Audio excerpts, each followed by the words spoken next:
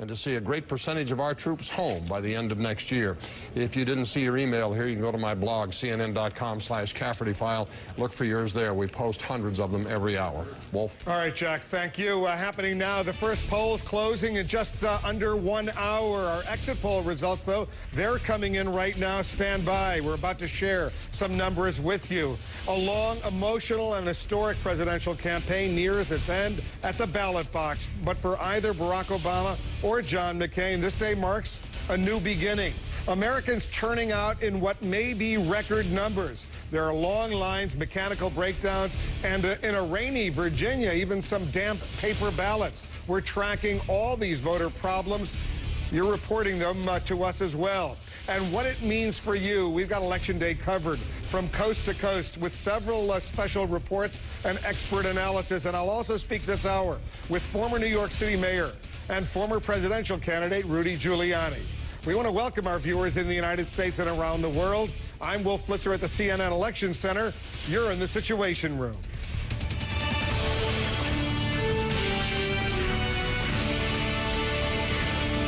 It's Election Day in America, and in just an hour, the first polls will be closing in this 2008 presidential election, even as we get the first clues to the outcome of this historic race here in the United States. The candidates casting their votes early before heading out for a final flurry of campaigning and then settling in to await America's decision. From red states to blue states and all those important battleground states, CNN has mobilized its resources across the country. We're waiting for the first exit poll numbers to come in, but let's go to Jessica Yellen right now. She's in Chicago. She's watching what's going on. There's going to be a huge gathering at Grant Park where you are in Chicago tonight. Set the scene, Jessica, for us. Right now, 65,000 to the general public opened. There'll be 7,500 members all around the world. Beyond me in this grassy area, MPs, family of Barack Obama, friends, staffers will gather. Of course, we'll be on this stage up here. And Barack Obama's light schedule today betrayed a measure of confidence. No crisscrossing the nation to shore up support in must-win states. Instead, he began the day close to home, making voting a family affair. I voted. He later told reporters, Voting with my daughters, that was a big deal. I noticed Michelle took a long time, though. I had to check to see who she was voting for. Obama then headed for a quick trip across the border to neighboring red state Indiana, which has voted Republican every year since 1968. I think we can win Indiana. Otherwise, I wouldn't be in Indiana. Obama aides say more than 1 million volunteers are reaching voters today, calling, knocking, driving them to the polls. In Indianapolis, Obama helped out. I would love to have your Thank you so much. Aides tell us they are nervously optimistic. They think high turnout helps them, and they're proud so many states are competitive. We have got a lot of states in play for us. Virginia, Indiana, North Carolina, Florida, early in the evening. A lot of states that Democrats traditionally don't compete in, we think we've got a shot to win. But we've got a lot of different ways to get to 270 electoral votes. But many aides were too jittery to spend the day at campaign headquarters, so they headed into the field to get out the vote. They say that's all they have left to do. Well, already started gathering outside. Anywhere from people could crowd the street getting access. All right, we're getting the first exit poll numbers coming into the Situation Room right now. Let's go to voter analysis here at the CNN Election Center. Soledad O'Brien and Bill Schneider are standing by. Soledad, what's coming up? Well, this, Wolf, is the voter analysis board, and the exit poll data comes directly into here, into the CNN computers, real-time, raw data, all sorted, constantly updated. So, as you said, the first information coming in. Bill Schneider, what are you seeing? What are we seeing? What was the top issue on the voters' minds across the whole country? And here is the answer. The economy clearly dominated this election. 62% of voters said that was the issue on their minds. Iraq, which a year ago you would have thought was going to dominate this election, just like the 2006 midterm, only 10% said Iraq was their top concern. Terrorism and health care, about the same as Iraq, 9%, 9%. the rule in politics? When the economy is bad, the economy is the issue. And look at this. The economy is really the issue. So the economy is bad. That's a takeaway. Now, give us a quick 101 on how the exit polling is going to work tonight. We have voters all over the country who are interviewing people as they leave the polling place. You have to interview them after they vote. And they're handed a questionnaire. Now, the voters are selected at random. They have to take every fifth or sixth voter. No discretion. And they're handed a questionnaire that looks just like this. In fact, this is it. This is a questionnaire. There are several different versions, but it's a form.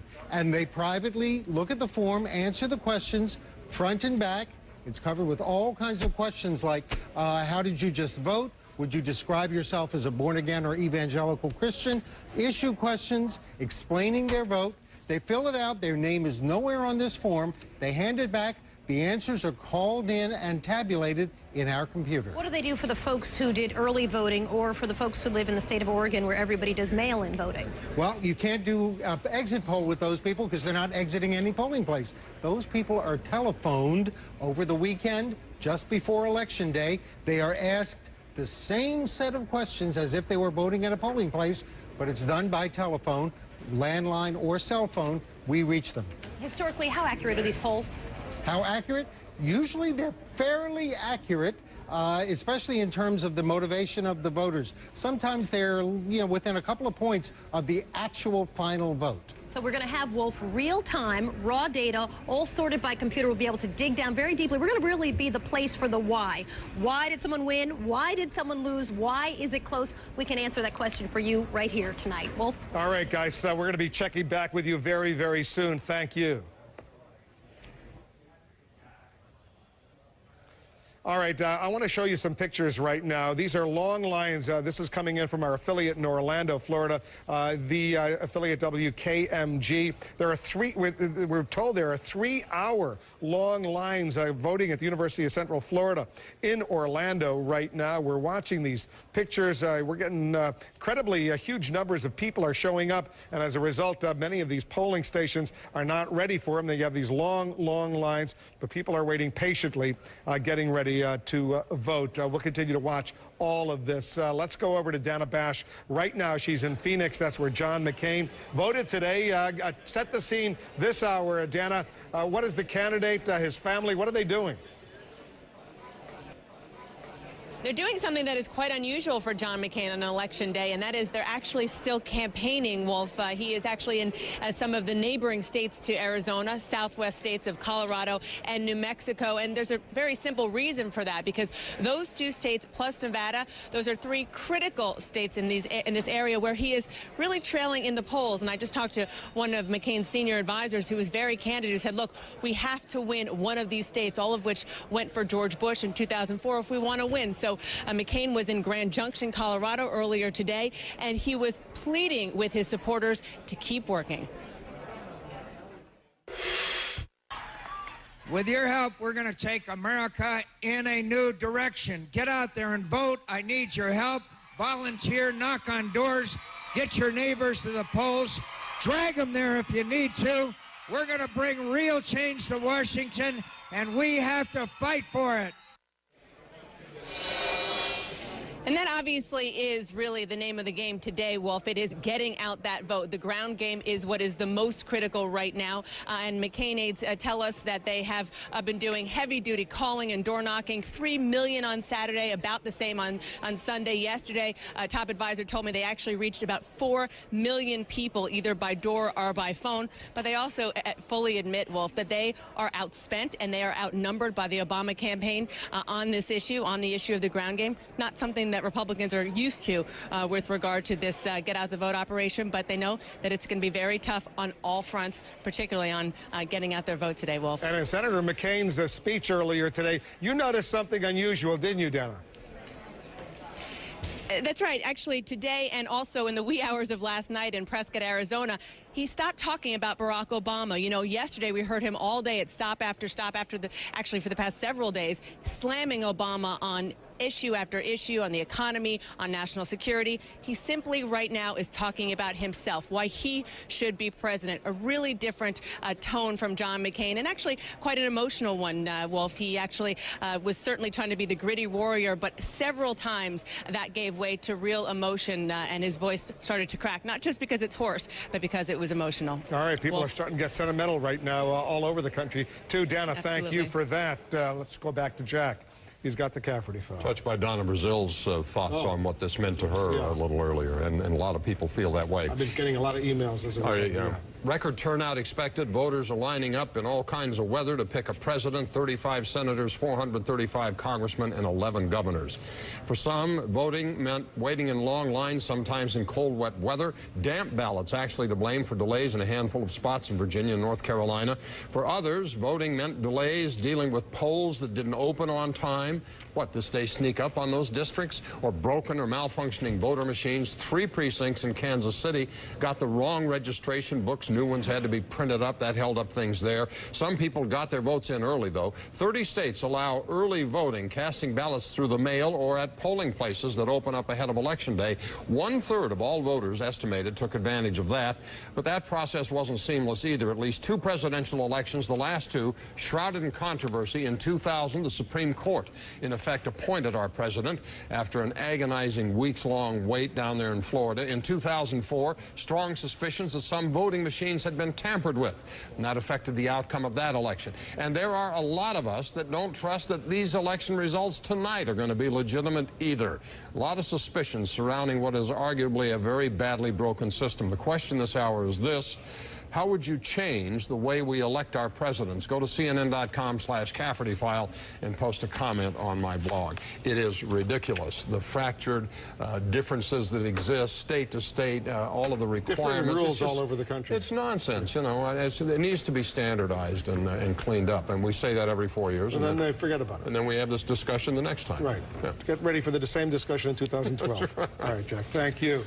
Sarah Palin anticipating victory. Tomorrow, I hope, I pray, I believe that I'll be able to wake up as Vice President-elect and be able to get to work in a transition mode with the President-elect, John McCain. She went home to Alaska to vote, and we're going there live to hear what she's saying about history being made. Also, thousands of voting problems across the country. We've been reporting on them. We go to one state where voting problems include some bad machines and even some soggy ballots. And the states and the counties to keep your eye on as we start getting voting results right at the top of the hour. John King is standing by with the Magic Map.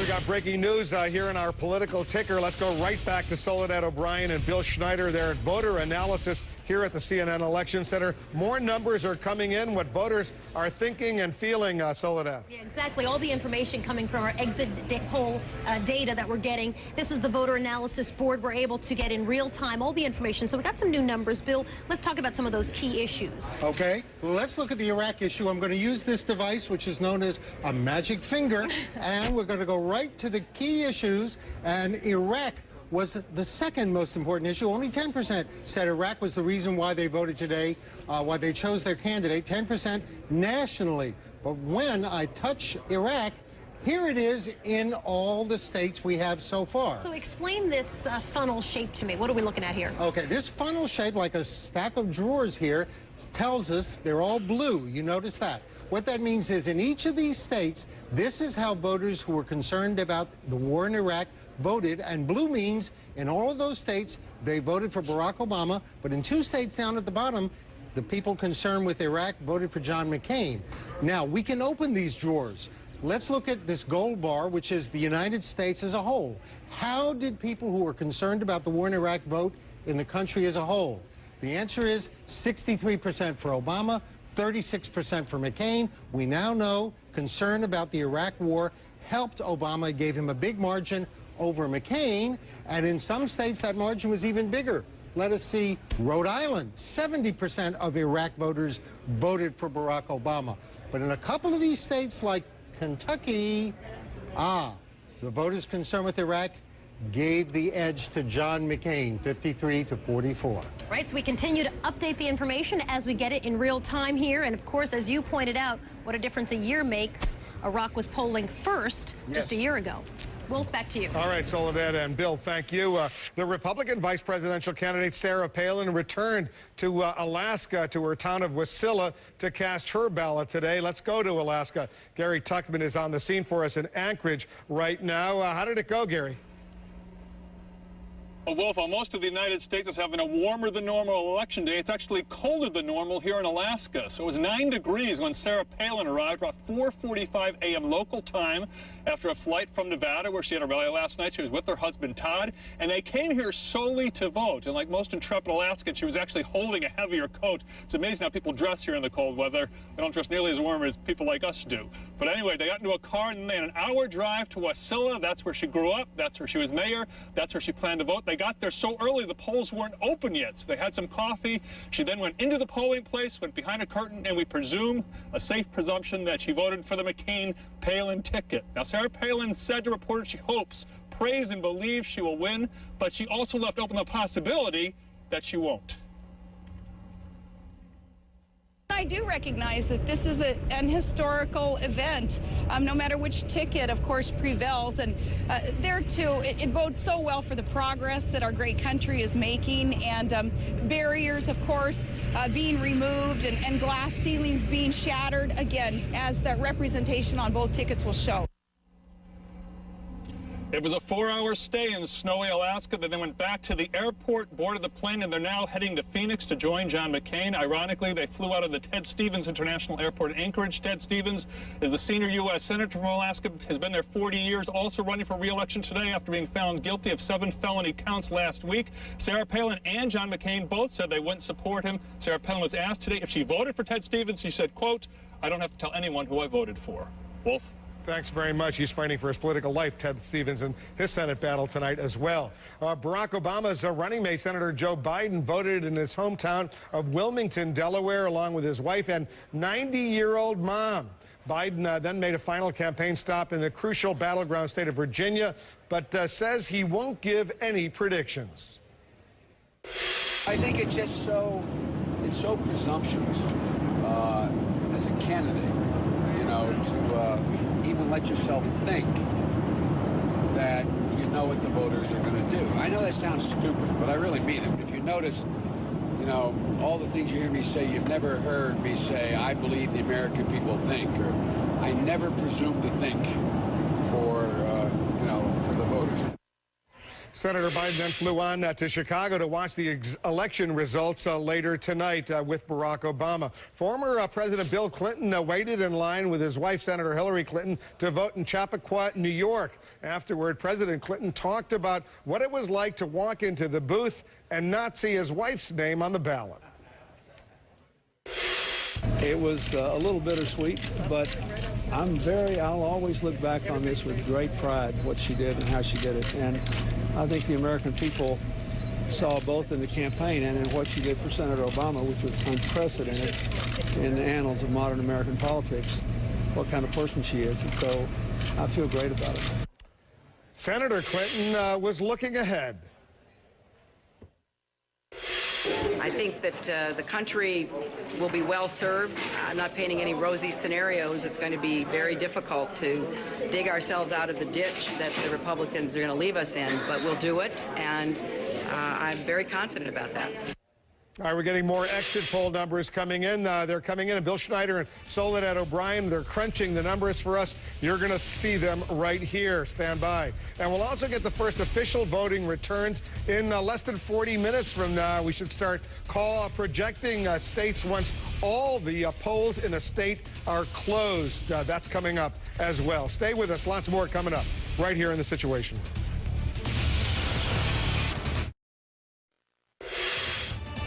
America's Mayor Rudy Giuliani, the former mayor of New York, he's here with us in the Situation Room. We're going to talk with him shortly, but I want to go out to Richmond, Virginia right now. Dan Lothian is our man on the scene. Dan, I understand there have been some problems out in Virginia, a key battleground state. That's right, a key battleground state, and we did have some problems here, in part because of the weather. We had rain early part of the day, continues to rain now in the evening. And what happens was people were going into some of these polling places to use these optical scan machines. They had wet gear on, umbrellas, water was getting onto the paper ballots. They were finally able to fix that situation. In addition, here in Richmond, there was one polling place where 5 of the 7 voting machines were broken.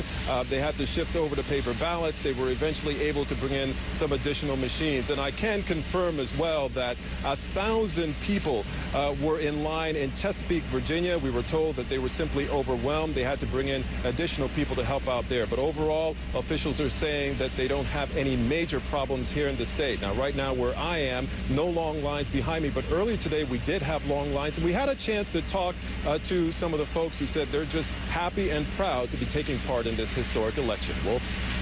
Dan Lothian, thanks very much. We'll check back with you. It truly is an historic election day here in the United States. And the former Republican presidential candidate, Rudy Giuliani, is here to talk about it. He's a major supporter of John McCain, as you know. We'll also get to our political contributors, James Carville and Bill Bennett.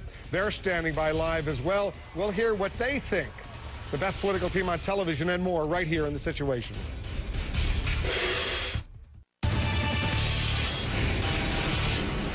Let's go right back to voter analysis here at the CNN Election Center. Soledad O'Brien and Bill Schneider are going through more exit poll results. So what's coming in, Soledad? We've got some new exit poll data for you to share at the Voter Analysis Board. The issue of terrorism has always been in the top 5 as long as this race has been going on. So, Bill Schneider, we got some new information about the terror issue. That's right. This was Rudy Giuliani's issue, but it wasn't a big issue to voters. Let's take a look. Across the country, only 9% of voters told us terrorism was the main issue in their minds. How did they vote? Look at this. Each of these states is red, which means McCain led Obama in each of these states among voters who said terrorism was their top concern. Let's look at the country as a whole. Among those voters who said their vote was driven by concern over terrorism, McCain got 86% of the vote.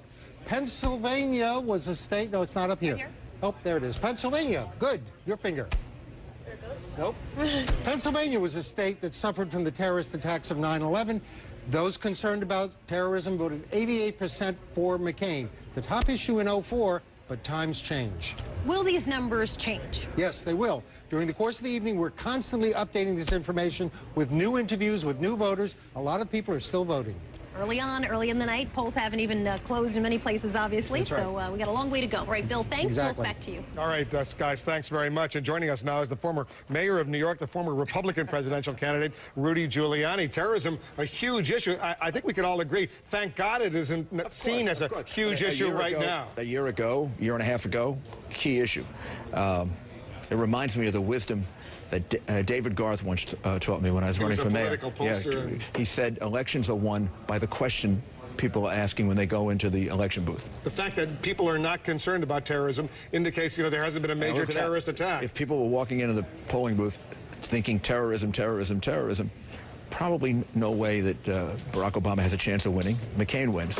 It changed the question, the prevailing question. Barack Obama as so much better on the economy than John McCain. I think it's generic, Democrat, Republican. I think that there's just almost the same reason why terrorism comes out dramatically, or national security the other way. It's just a historical But Republicans issue. have always been so good, Ronald Reagan and others, in saying the Democrats are big spending, tax increases. This is probably also the net effect of being in power for all those years, Republican Congresses. Probably the same reason we lost in 2006.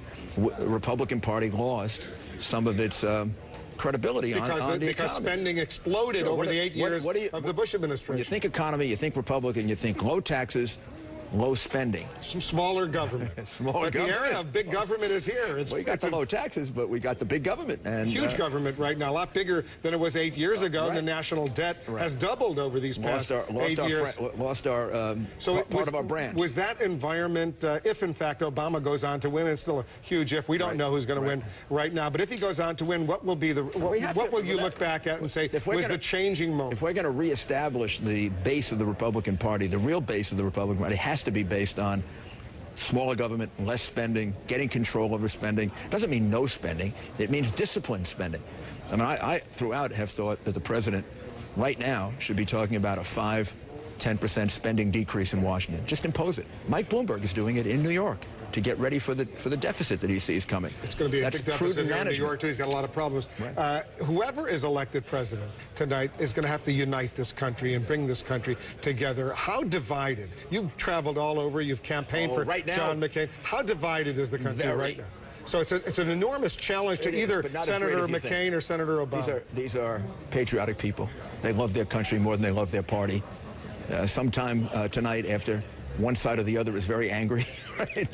They're going to realize this is about having a president. But it's doable to bring this country together. Sure. Give me some advice quickly, a piece of advice to both of these men, what they need to do to try to unite the country. I mean, I won in a Democratic city twice. You know, I knew that I won, but 5 to 1 people were of the other political party. First thing you do is talk to them, and you tell them it's all over. It's not. There's no Republican way or Democratic way to govern the country or govern the city. It's just one way to do it. And now I work for all of you. So that's all they really have to do. And the American people love that. I mean, we know how to get over these things. Some of the people in Washington don't know how to get over it. But the people in America know how to get over it. Do you have any interest in serving once again in public service if McCain wins or if Obama wins? And they said, you know what, you'd be a pretty good attorney general. I am real happy where I am. I'm not looking for a job. I wasn't doing this, John, because I was looking for a job. But it's hard to say no to a president. It's almost impossible to say no to a president. But I did what I did for the last couple of months because, I mean, I don't mind saying I really love this man. I think John McCain is, I mean, you remember, I think it was your debate where I said I wasn't running, I'd be supporting John McCain. That was my debate. A couple of my colleagues got angry at me. Support him for why not me? Yeah. Because I really believe in him. He did something in his life that I'm not sure. Well, no matter what happened, he was very fortunate to have you as a supporter. We were very fortunate to have him as a candidate. Hope we have him as a president. Thanks for coming in. It's Election Day, America, and our CNN political contributors, James Carville and Bill Bett, they're standing by live. We're going to talk to them about what's going on. First, Jeannie Mo says another most unusual look at candidate vote. Think you're alone on your condo balcony, and then someone points to spying press. It's the ballot secret. And finger licking good. But the media took a licking, running this way, running that way. Running for the windows, trying to get shots of Senator McCain voting. We need you back, sir. We need you back, guys. Sir, we need you back. God bless you guys. And God bless the wife who knows when not to get out of the candidate's hair. Jeannie Mo, CNN, New York. In San Antonio, an election judge helps a partially paralyzed woman vote in the back of an ambulance.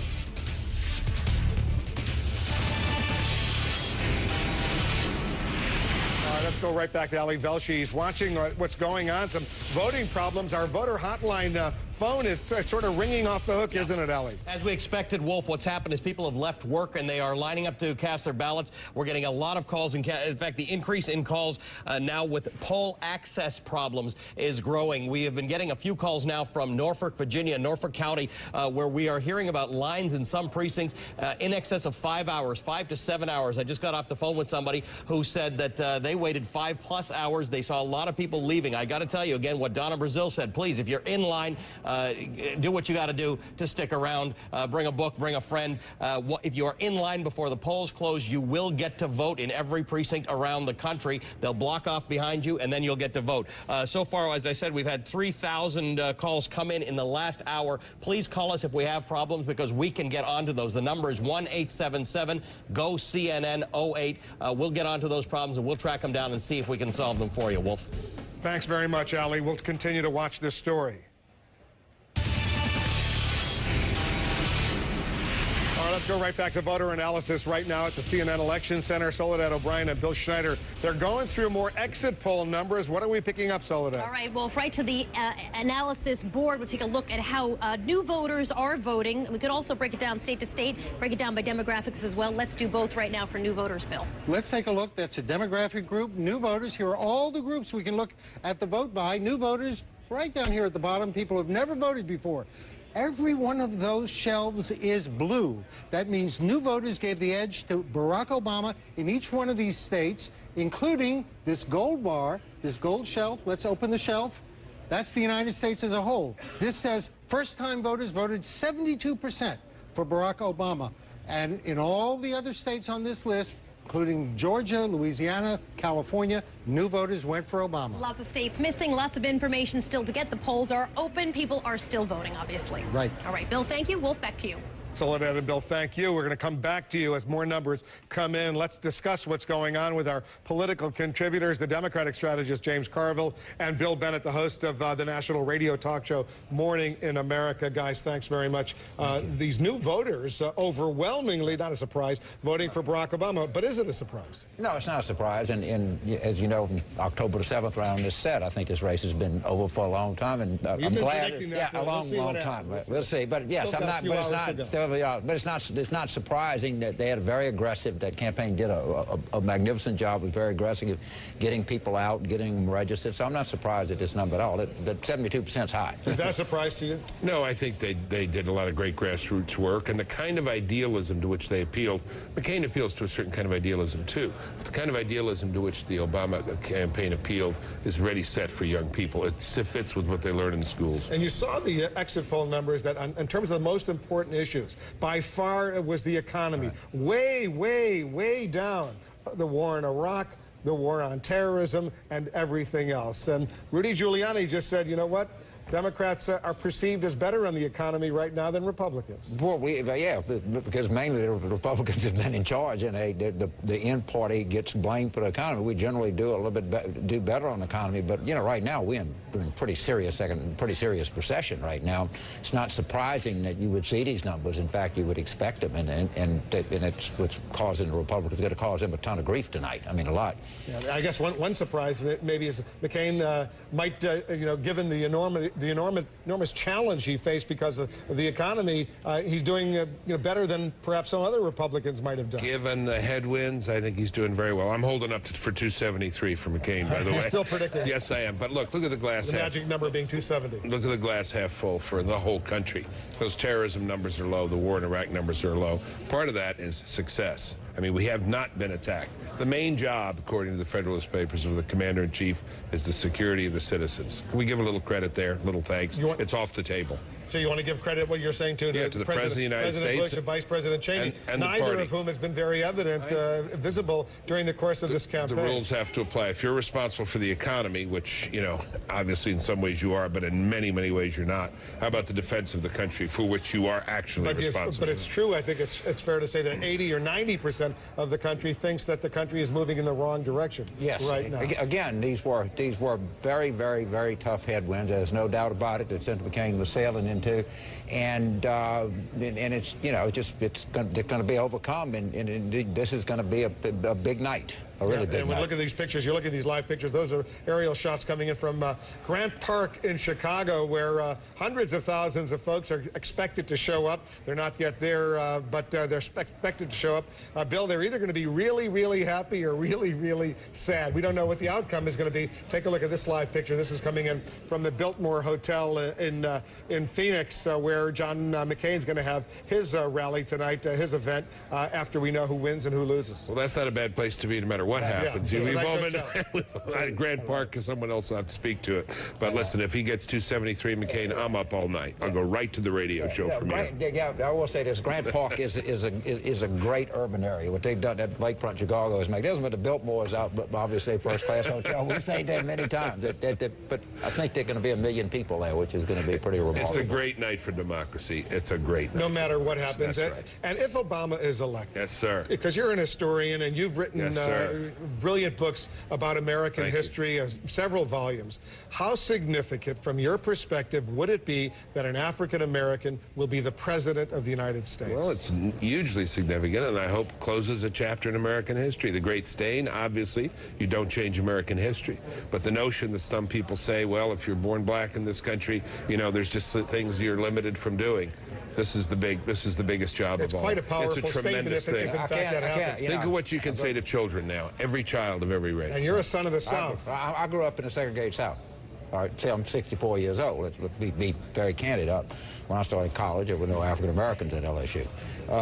And this, I'll be honest with you, I never thought this would happen in my lifetime. I cannot imagine the emotion on African Americans, particularly those that are my age that grew up in the segregated South. And I think this is a I think this is going to happen. I think this is, in many ways, a wonderful thing for this country.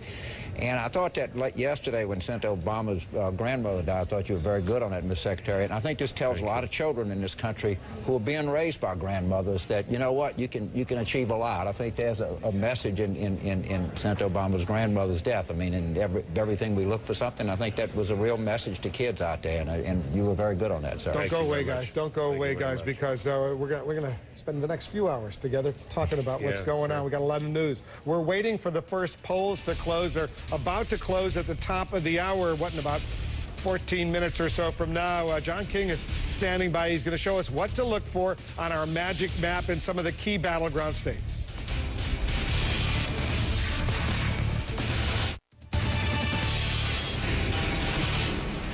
During the course of these final days of the campaign, you've heard a lot about these so-called robocalls, these phone calls, these automatic phone calls that are going out. There's a new one that's coming out today warning people about Barack Obama. This put out by the RNC in Florida especially. Cuban Americans are attracted to this one. Listen to this. It's going to be in Spanish, but the English translation will be on the screen. Urgente, estoy llamando de parte de John McCain para decirles que hoy a las 1:28 de la tarde, la independiente agencia de noticias Reuters reportó que el dictador cubano Fidel Castro le ha dado su apoyo al demócrata Barack Obama por ser más inteligente y más culto que John McCain. Igual que Hugo Chávez, Daniel Ortega y Evo Morales, los hermanos Castro prefieren a Barack Obama. No le den a Castro lo que él quiere. Vayan a votar ahora mismo por John McCain y eviten que se establezcan en Estados Unidos políticas como las de Cuba. Quedan unas pocas horas hoy para votar por John McCain. Esta llamada ha sido pagada por McCain Palin 2008 866-558-2875. All right, that way, as you just heard, if you speak Spanish, that wasn't an RNC robocall. That was a McCain Palin robocall. Let's go to our man in Florida right now, John Zarella. John, it's a little late, isn't it, to start these? That's a pretty powerful robocall, if I say so myself. Yeah, no question about it, Wolf. And that's call just started going out within the last hour or so to Cuban-American enclaves in Miami and around Florida. And what that tells you is, you know, Cuban-American voters staunchly anti-Castro, staunchly conservative, have backed the Republican Party religiously for many, many, many years now. But there have been signs of cracks lately, particularly with many of them saying they might think about voting Democratic this time around. Clearly, John McCain needs every one of those Cuban-American voters he can get to get out to the polls at the 11th hour here, to get as many of those voters as he can. So that's what we're looking at right now, a last-minute call to get them to the polls. All right, John, thanks very much. John Zarella working the story in Florida. John King is here at the Magic Map. John, walk us through what our viewers should be looking for, because in a few moments, the first polls will be closing in 2 states. Wolf, and we're going to try to use our map to give some ideas of places we'll be watching very closely. We showed a few in the last hour. I want to show you 2 in this hour, and I want to start in North Carolina. This is a state President Bush carried quite handily 4 years ago, but as you well know, it is in play this time. The key for Republicans here, and certainly the key to President Bush in North Carolina and elsewhere, was the support of evangelical voters. We've not talked as much about them in this election cycle because of all the focus on African Americans and Latinos, but the evangelical vote would be critical to the Republicans. We visited a big evangelical church down here. Pastor Loran Livingston tells us that he has many congregants who come to him and say they like Obama on the economy, they like McCain on the social issues. What should they do? The pastor says he doesn't tell them to pick a specific candidate, but he says listen to the Bible. You can't start weighing an economic situation versus a spiritual or an eternal situation. Economics change, but how God feels about life and marriage never changes. So I tell them, find the candidate whose philosophy lines up most with Scripture, pray a lot, and vote your heart. So evangelical turnout in North Carolina and many other states, Wolf, is one thing we'll be watching tonight. Another thing we'll be watching is the impact of race in this race for president. Barack Obama obviously trying to make history as the first African-American candidate. You remember the congressman from this state, Pennsylvania, Jack Murtha, his district is out here. He said he thought many people in his district would vote against Obama because he is black. Well, in its canvassing in the final days, this is in the Philadelphia area, but it's going on across the state. The Obama campaign has targeted white working-class neighborhoods, trying to convince people vote the economy, don't vote any past prejudice prejudices. We talked to the veteran Democratic pollster Peter Hart about this. He said 6 months ago it was a big issue, but he said Barack Obama's performances in the presidential debates, in his view, has greatly reduced the risk of people voting against Obama simply because of the color of his skin. Fascinating. I think voters have moved to a comfort level, and a lot of people who didn't think that they could vote for an African-American candidate are looking at the economic situation and are looking for help and hope. And they look to Barack Obama and say, that's a potentiality. This is the future. I can't vote to reinforce the past.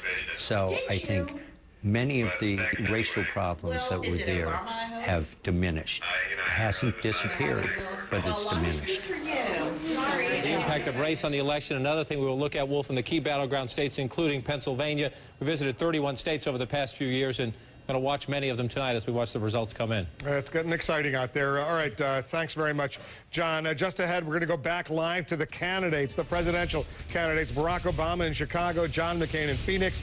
We're awaiting the first poll closings in just a few moments. And in our political ticker, Jeannie Most has a most unusual look at the candidates voting. Joe Biden arrived holding his mom's hand, then voted behind blue curtains, while Sarah Palin voted behind red, white, and blue curtains. Biden exited and kissed his wife, while Palin exited to snow and the sight of her own breath in 18-degree Wasilla, Alaska, saying she prays and believes I'll be able to wake up as vice president-elect. She got lots of warm, furry hugs. Forever, I'm going to be Sarah from Alaska. Even Santa was there. Talk about a red state. Ginny Mo, CNN, New York. Check back with Jack Cafferty for the Cafferty File. Jack. The question this hour is, how would you change the way we elect our president? Oh, Jack, your microphone is turned off, so maybe you should turn it back on. Well, I will. Okay. My apologies. Okay, is it turned on now? Can you hear him now? Yeah. Okay, good. The question is, how should we change the way we elect our presidents? There are many things, this is Sarah writing this, many things need fixing: campaign financing, the useless debates, the length of the campaign, the day we vote, the electoral college, the list goes on and on. The most important thing to fix is the shambles at the actual polling stations. Every other major democracy in the world has a uniform system for voting and the capacity to get the voters through the polls. Why the hell can't we? Susan in Illinois, voting ought to be on the weekend using an electronic scan for quick counting and a paper receipt for the recounts. Matt in Illinois, shorten the campaign period. Federally finance the campaign with private or corporate contributions so that everybody has the same war chest, and have real debates about the issues rather than fluffy platitudes. Holly writes, I can bank online, I can day trade online, file my taxes online, shop online, all securely. But people have to go and wait hours in line to cast a ballot in a federal election. Give me a break. If we can't even get our act together and set up a secure and functional voting method 4 years after the last election fiasco, I have no faith we're going to be able to turn the economy around. Jim, in my hometown of Reno, what bothers me most about our elections? Negative campaigning, the lies, distortions, and just plain filth. I honestly don't know how to purge our elections of this muck and keep the political discourse on a high and dignified plane, but that's no more recounts. If you didn't see your email here, you can go to my blog, cnn.com/Cafferty File. Look for yours there among hundreds of others. Dueling. It's a concept. Yeah, not a good one. All right, Jack, thanks very much. Happening now, we're set for the first vote results in this 2008 presidential election. We're watching for returns coming in from key states. Also, hanging in the balance right now as Americans cast their ballots, several House, Senate, and governor races. Democrats could significantly increase their grip on Capitol Hill. And scores of voters are enduring long lines, even problems at the polls. You're going to see what's happening, and you're going to find out what you can do about that. All that, plus the best political team on television. We want to welcome our viewers in the United States and around the world. I'm Wolf Blitzer at the CNN Election Center. You're in the Situation Room.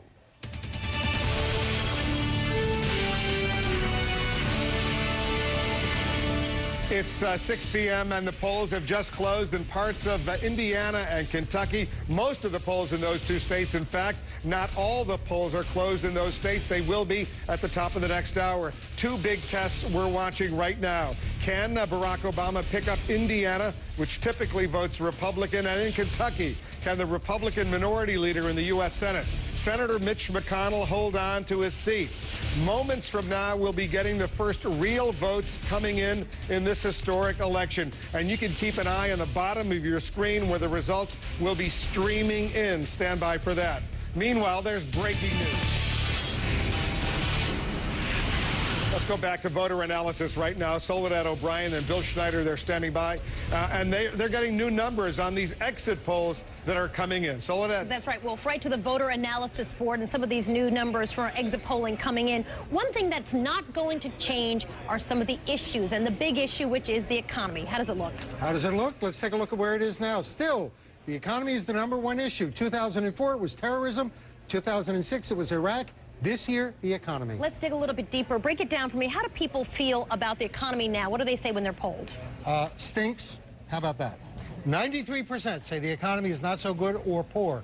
Very negative assessment. They also ask the question about the future. Are you optimistic looking forward? What do they say?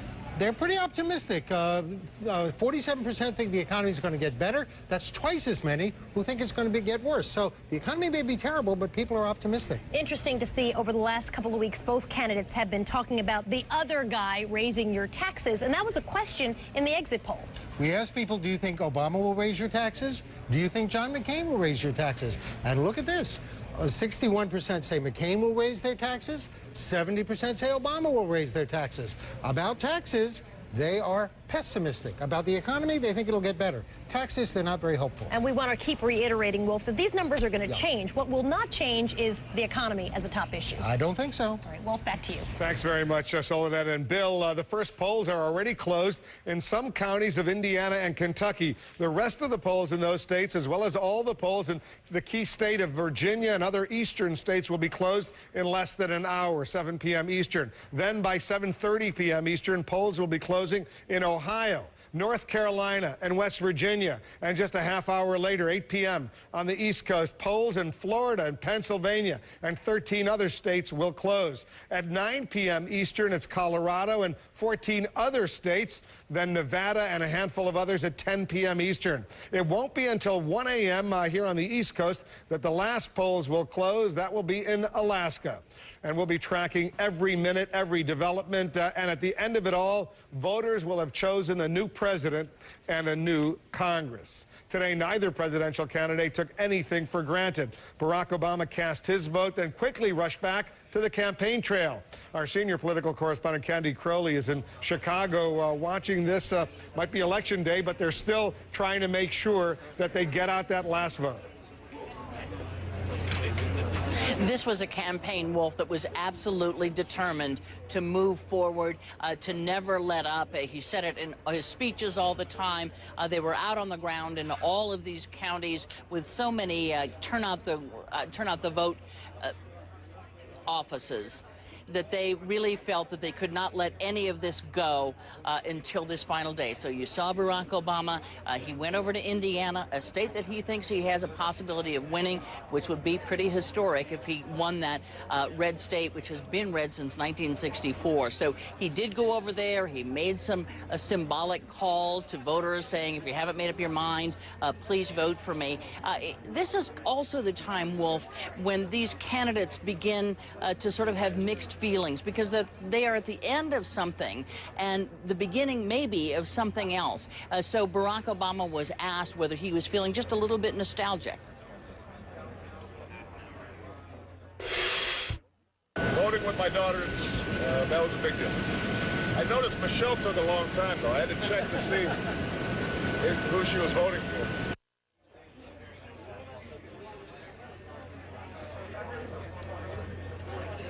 All right, unfortunately, I think we've lost Candy. Her audio, I think, has gone away, but we'll fix that and get back to Candy Crowley in a few moments. She's in Chicago. That's where Barack Obama's getting ready for his event later tonight. He's watching the poll results coming in Chicago. Let's go out to Phoenix right now. Dana Bash is with the McCain campaign. They're going to be watching the results where you are. I take it they're getting ready for a big bash out there, right, Dana? They're certainly getting ready for a big event here. It's really unclear, obviously, what kind of event it's going to be. And in terms of the mood, I just ran into one of John McCain's senior advisors coming out here who used the word stoic to describe the atmosphere inside the McCain campaign. I've actually been talking to advisors for the past couple of hours who say that they are determined to remain optimistic, but they certainly are realistic as well, Wolf. They are continuing to say, probably even more and more, saying that they understand how tough an environment this is for any Republican. Now, as for McCain, he was out campaigning all day today, and he is more and more trying to say, look, defy the pundits, defy the polls, and his standard stump lines are getting more emotional and more sentimental. I've been fighting for this country since I was 17 years old, and it's been the honor of my life, and I've never lived a day, in good times or bad, that I didn't thank God for the privilege of serving the United States of America.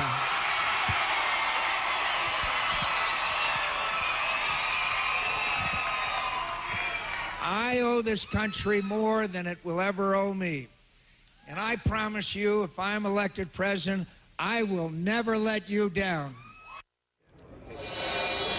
Now, that was McCain speaking earlier today in Grand Junction, Colorado. That is a place in Colorado, Wolf, that has not gone for a Democrat since 1964. That is sort of indicative of the kind of uphill climb that they realize they have inside the McCain campaign. You know, usually John McCain has sort of standard situation on election days is to vote and then take in a movie and kind of take it all in on election day. You know, not today. He was not only in Colorado, but also in the state of New Mexico, talking to volunteers, giving them a pep talk. Again, it sort of shows you the kind of mood that they're trying to display on the outside, that he is somebody who is ever the gritty warrior and not going to give up. Inside there, again, a little bit more realistic, Wolf. Dana Bash in Phoenix, so we're going to be getting back to you shortly as well. Thank you.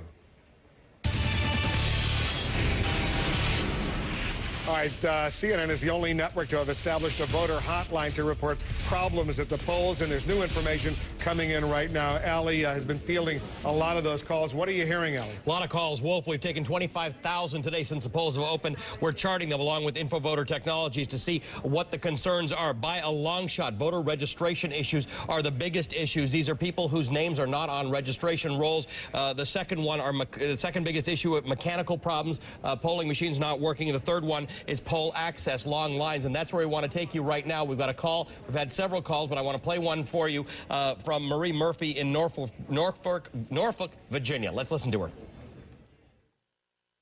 Calling about the long lines and not enough voter booths. We only had about 7 or 10, and the wait has been about anywhere from 4 to 7 hours. We've heard that from a few people. Lineups in excess of 5 hours. Now, part of the issue here, Wolf, is that there are a lot of counties, a lot of precincts that are basing the staffing in these precincts on the previous election, not on polling, not on the idea that there'll be greater voter turnout, and as a result, they're just not staffed. We have not had any complaints from Norfolk that there are problems, technical problems. It is simply that the lineups are too long and that some people are turning away rather than getting their vote. We want to remind people, if you have problems, we are prepared to look into them. We're equipped to look into them. Call us at 877-GO-CNN-08. We will take a look at what the problems are, and we're determining trends across the country. We're seeing the biggest problem in states where we've had major registration drives and huge voter turnout, Wolf. Allie, thanks. Stand by. This is important information. And we're mapping all the calls coming into the voter hotline here at CNN to try to get an idea of where the most severe problem areas might be. Let's go back to our chief national correspondent, John King. What are we seeing, John? Wolf, let me show you how it works and our viewers how it works. This is a shell of the United States. White because we're waiting for results in the presidential race to come in. But we also have programmed our hotline into it. And the brighter the orange you see, the higher the intensity of the calls and complaints. Allie just mentioned a phone call from down in Norfolk, Virginia. That is right down here in this area, and you can see a number of calls down there, 47 here, 188 out here. That's medium intensity based on population, how we gauge it right there. We'll pull back out to a national look. You see higher intensity, a lot of phone calls up here in northeastern, the Scranton area of Pennsylvania, also down here in the Philadelphia area. We're tracking those as well. Another place, of course, we'll keep an eye on Ohio. A lot of battle between both parties there, accusing the other of shenanigans at the polls and the like, and a lot of long lines. You see a lot of calls up in Cleveland, decent amount of calls in Columbus, down in Cincinnati as well, the major major population centers. So throughout the night, Wolf, we have our national map. You see some intensity down in Florida. If you see a brighter orange, that means we're getting a high volume of calls. A lighter orange is a moderate number of calls. In these white areas of the country, not so many calls. We'll keep an eye on it all night. We're watching it. John, thank you. A reminder, if you see any voting irregularities or have any problems casting your vote, you can call this number, 1-877-GO-CNN08. That's 1-877-462-6608. You can also follow the reports we're getting in real time by logging on to CNN.com/hotline. The first exit polls, the first polls, that is, have now closed in 2 states. We're waiting for the first results to start coming in from Indiana and Kentucky. Stand by. In fact, Kentucky numbers are coming in right now. Stay with us for that. The White House isn't the only landmark up for grabs tonight. As you know, there may be a lot of turnover in Congress. We're watching what's happening there. John King will be back to take a look at the balance of power in our new virtual Capitol. And CNN is in every one of those crucial battleground states. We'll have reports, live reports from Pennsylvania, Virginia, Missouri, and more. Lots of news happening right here in the Situation Room.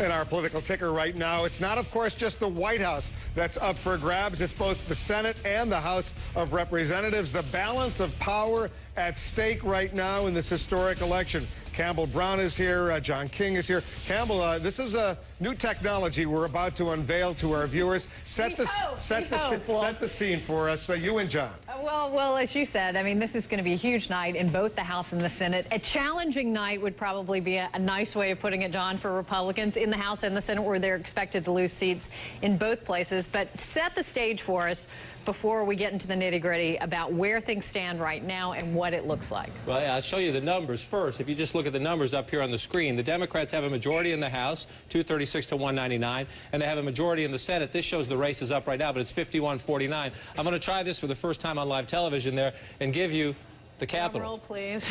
And there you go. If you can see this at home, we can't even see it right here. The virtual Capitol is now before you. And what we want to show you tonight is the races for the United States Senate. We'll start with this. And we begin the night, I'm going to go back to the lineup coming into the night. 51-49 is where we start the night. Now, there are 35 Senate races tonight. So we'll hit live results, and you see those races flash up in the middle.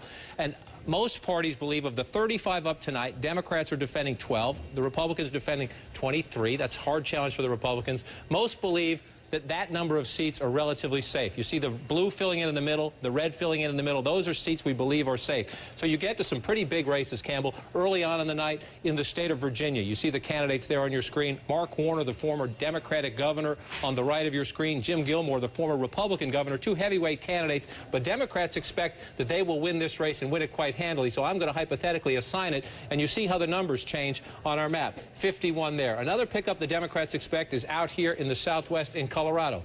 We'll see the results come in, but so you get familiar with the technology, let's assign that one to the Democrats for the sake of argument. Again, you see the numbers going up. Democrats expect another Udall to win in New Mexico. We'll watch that one go up. And a big race early on will be this. Oh, that one doesn't want to work, so we'll send that one back.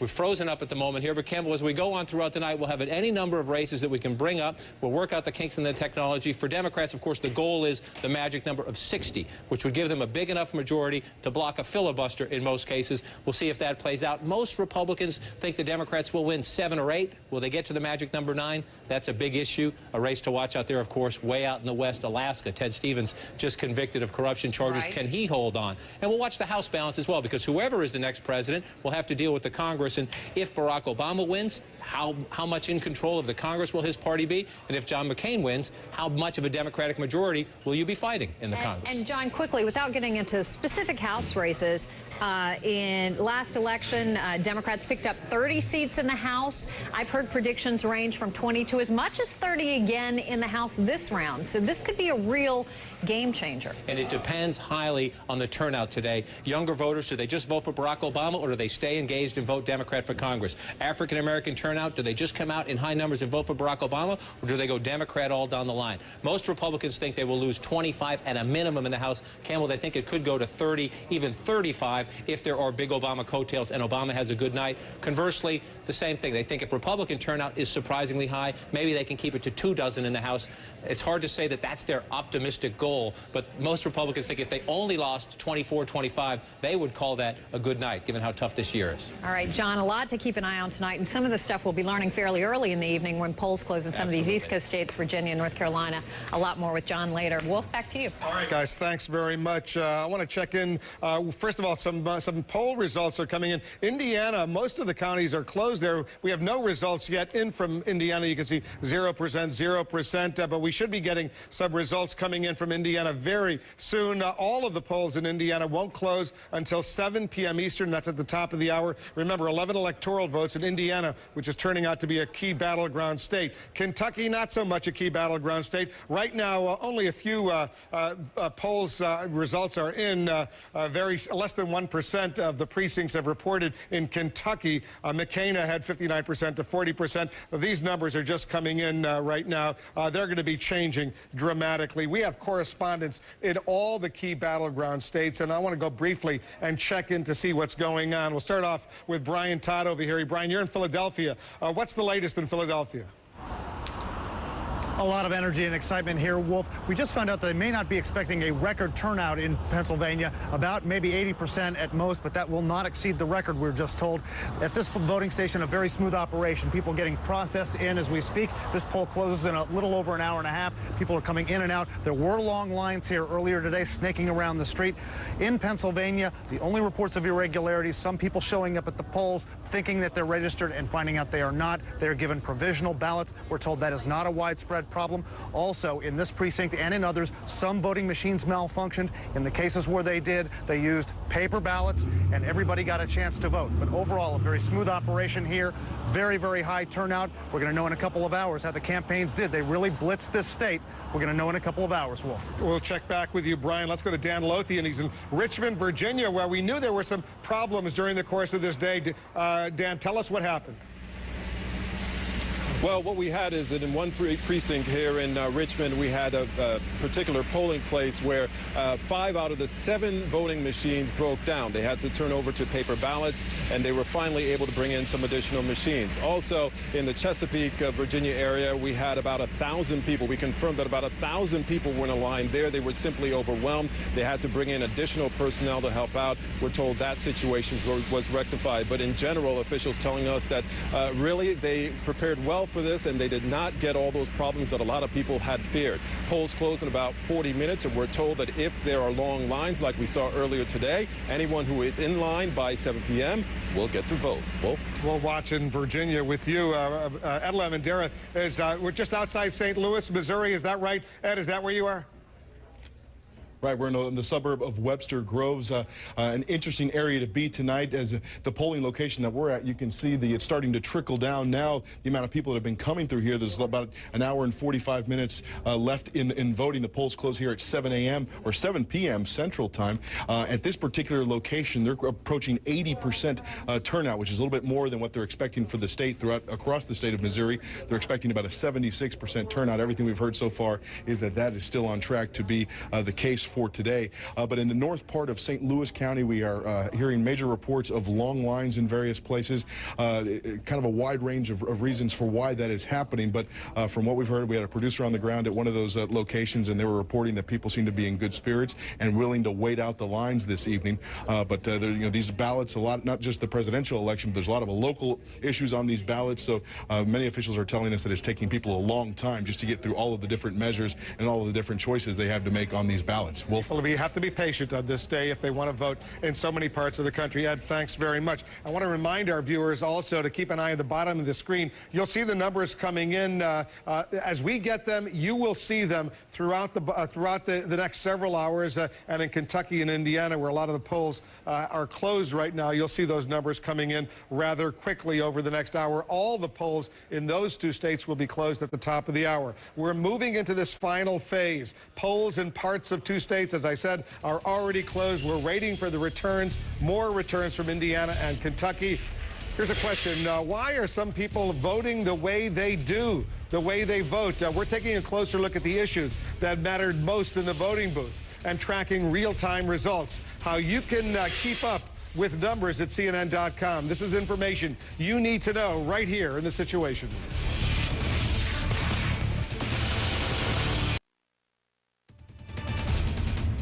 Happening now, the counting has begun. Polls are now closed in parts of Indiana and Kentucky. Half an hour or so to go as the polls close in some key states. The returns could forecast what kind of night this will be. In fact, let's take a look at what we have. Already some numbers coming in from Indiana where a lot of the precincts are closed. About 1% of the precincts have reported so far. Obama ahead 56% to 43%. He's up by about 2,000 votes. In Kentucky, less than 1% of the precincts are closed. McCain maintaining a pretty impressive lead, 62%, 36%. But remember, this is very, very early in the game. But those numbers are going to be coming in relatively quickly pretty soon. Certainly what's uppermost in the voters' minds as they cast ballots, that's a question we're trying to assess. We're going to go to voter analysis to interpret the numbers that are coming in. All of this, plus the best political team on television. I'm Wolf Blitzer. You're in The Situation Room. In the early exit polling, voters are giving us a pretty good clue what to watch for tonight. Let's go straight to voter analysis. Our senior political analyst Bill Schneider and Soledad O'Brien standing by. Soledad? All right, let's take you right to the voter analysis board. We wanted to take a closer look at some of the demographics, and one that interested both of us was the higher income voters. So what did they do? How did they vote? These are voters whose taxes could go up. This is our list of all the demographic groups we have in the electorate, and our higher income voters are those with incomes of $100,000 or more. That's a quarter of the voters. Now, let me stop you here, because this is sort of a double funnel. What are we looking at exactly? Very pretty, isn't it? It is, actually. Well, about half the states are red. What does that mean? That means that in those states, higher income voters with $100,000 or more income voted for John McCain. The wider the bar, the bigger the vote, the bigger McCain's margin. The blue states are states where these same higher income voters, not the same voters, but voters with higher income, voted for Obama. So immediately you can see that their vote was sometimes for McCain and sometimes for Obama. This gold bar is the United States as a whole, and if we open the drawer, what we see is in the country as a whole, voters who make $100,000 or more voted for Barack Obama by a small margin. They gave him the edge 52 to 47 over John McCain. Or to clarify, who we spoke to in our exit polling. These are voters that we haven't spoken to so far in our exit polling, despite their concern about taxes. Let's dig down a little bit deeper into some of the key states. So Ohio, for example, where that tax issue was a big deal, and both candidates had been campaigning heavily on that.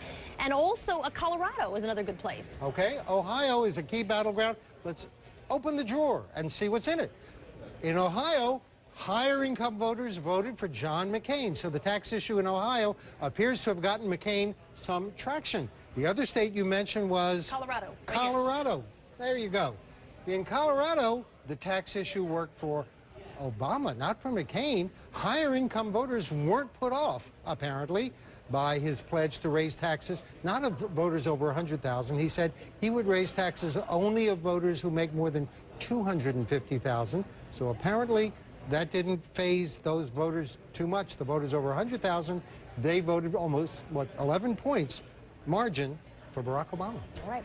Thank you very much, Bill. And Wolf, we'll send it right back to you. All right, Soledad and Bill, thanks very much. Let's get some analysis of what's going on. And we got the best political team on television standing by right now and throughout this night. Gloria, let me start with you. These early exit poll numbers we're seeing, by far the economy, the most important issue affecting voters on this day, which doesn't necessarily bode well for John McCain. No, I think the economy has been a huge issue in this election, particularly, I would think, since September 15th, when Lehman Brothers closed. And John McCain has had some problems with the economic crisis. There are lots of voters who felt that Barack Obama was more steady in the economic crisis, according to our polling before tonight. So it's also hard when you're a Republican, and there's been 8 years of a Republican administration, and you're trying to make the case that you're going to change things in this country. People have a hard time with that. But the line we heard for many years from Republicans, and David Gergen, you worked in the Reagan administration, so you remember, the Democrats will raise your taxes, there'll be big government, there'll be more spending, and John McCain tried that this time, but apparently with sort of mixed results. It appears to be mixed results. It's way too early, but that Ohio result we just saw suggests it may have worked in Ohio, and it may have worked in some other states. So I think it's too early to tell. But two things. Well, it's also the number 2 issue is Iraq is down to 10%. But surprisingly, Obama won on Iraq. And I think Bill Bennett has made the argument repeatedly, as John McCain, whose surge strategy seemed to work so well in Iraq. But I do think coming back to the economy with 62% saying it's the #1 concern, the turning point in this campaign came in September with the meltdown. And the way John McCain handled it versus the way Obama handled it, and the blame that was attached to the Bush administration. And since then, when McCain was ahead, Obama surged ahead, and he's never been behind in a single national poll since then. Because when it comes to Iraq, with the surge working as it did, people who said Iraq was the most important issue for them, they voted, apparently, according to these exit polls, more for Barack Obama than John McCain. Yeah, the problem is, and it's a good thing, is that because John McCain's advice was taken, the issue came off the screen. It lost its priority. It's not down at the bottom because we lost a war. It's not there because we're having some great success. And notice terror. I think Bill Schneider reported was at the very bottom. Remember the job description, the Federalist. The security of citizens is the first job of the President of the United States. So this is a good thing for the country, but not necessarily a good thing for John McCain's political fortunes. But let's hang on a few more hours. No, it's definitely, we don't know the results yet. We're watching, Rick Stengel is here from our sister publication, Time Magazine. What are you watching for most closely right now? Well, I think we have to go back to the economy. As Bill said, security is on people's minds, but economic security is what they're concerned about. That affects them in all kinds of ways. One of the reasons that the tax issue might not work so well for John McCain is the fact that there is an appetite for government solving some of these problems that we haven't seen in a long time. I mean, when Ronald Reagan said government, is the problem, not the solution, people are looking at it the other way around now. They're thinking that government is the solution for a lot of these problems. Even been the solution. If you listen to Wall Street, they want government, big government right now. They want because the economy's in a wreck, and the central figure in this election, I think, isn't even on the ballot. That's George W. Bush. He is so intensely unpopular. He has burdened John McCain and the Republican Party with his looming unpopular presence, and I don't think there is much John McCain could have done to get out from under that shadow. Rick, here's a journalistic question. He's not dead, guys. No, I was saying that yesterday, Bill. No. A journalistic question. I may be the only one interested in this. You put Time Magazine to bed when? You got various covers ready to go? How do you do that? Yes, we have 2 covers ready to go, and I guess the third alternative is if there's no decision, we close at 9 o'clock tomorrow morning. We'll be up all night getting it ready. I mean, lots of stories are, what happened during the course of this election, the things that have never occurred before, for example, that Mark Halpern did. That doesn't matter who wins, so we're ready for whatever the result is. All right, guys, stand by. Dewey beats Truman. Stand by, guys. We have a lot more coming up. Anderson Cooper getting ready to join us as well. We're going to be watching what happens at the top of the hour because polls in several states will be closed by then, all the polls, and we're going to be able to report on what's going on. Lots of news happening on this historic day. We're here at the CNN Election Center. We'll be right back.